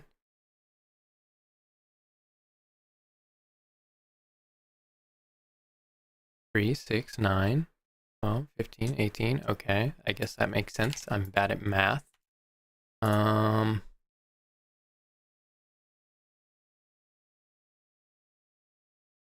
And exterior floor, 3, 6, 9, 12, 15, 18. Okay, so there are 36 total points.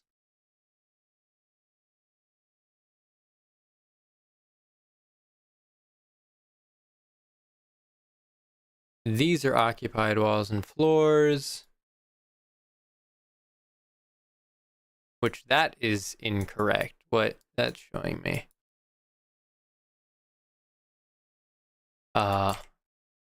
Right. These are the occupied walls and floors.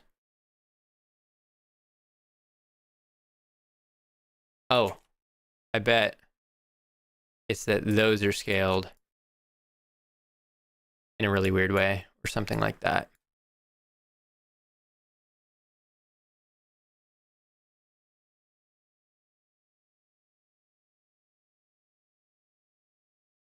Though I guess I don't actually need to check occupied walls. I just need to check occupied floors now that I think about it. And so if I drag this down here, and we also do a self pruning Remove duplicates. Put our selection there.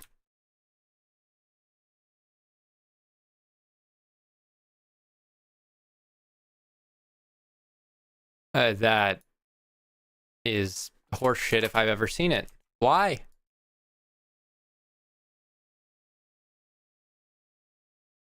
Okay.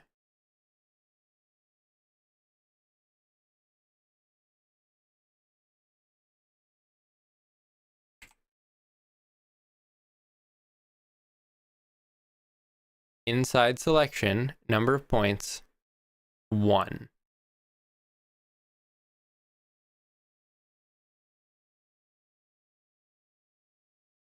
Outside selection,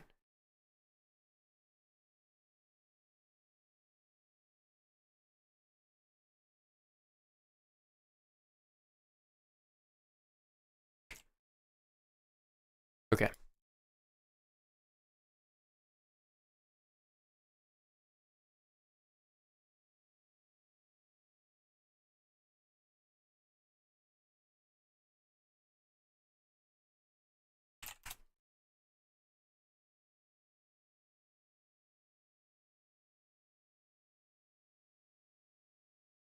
What the fuck? It's literally just giving me the wrong numbers?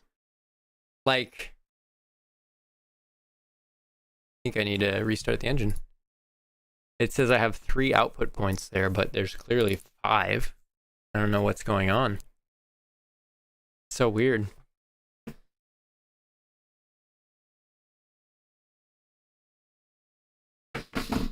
All right, I gotta go for a little bit, have some dinner. My brain's getting pretty fried here, so if you popped in, thanks for watching, and hopefully next time you come back, I will be able to count the proper number of points. A beautiful time.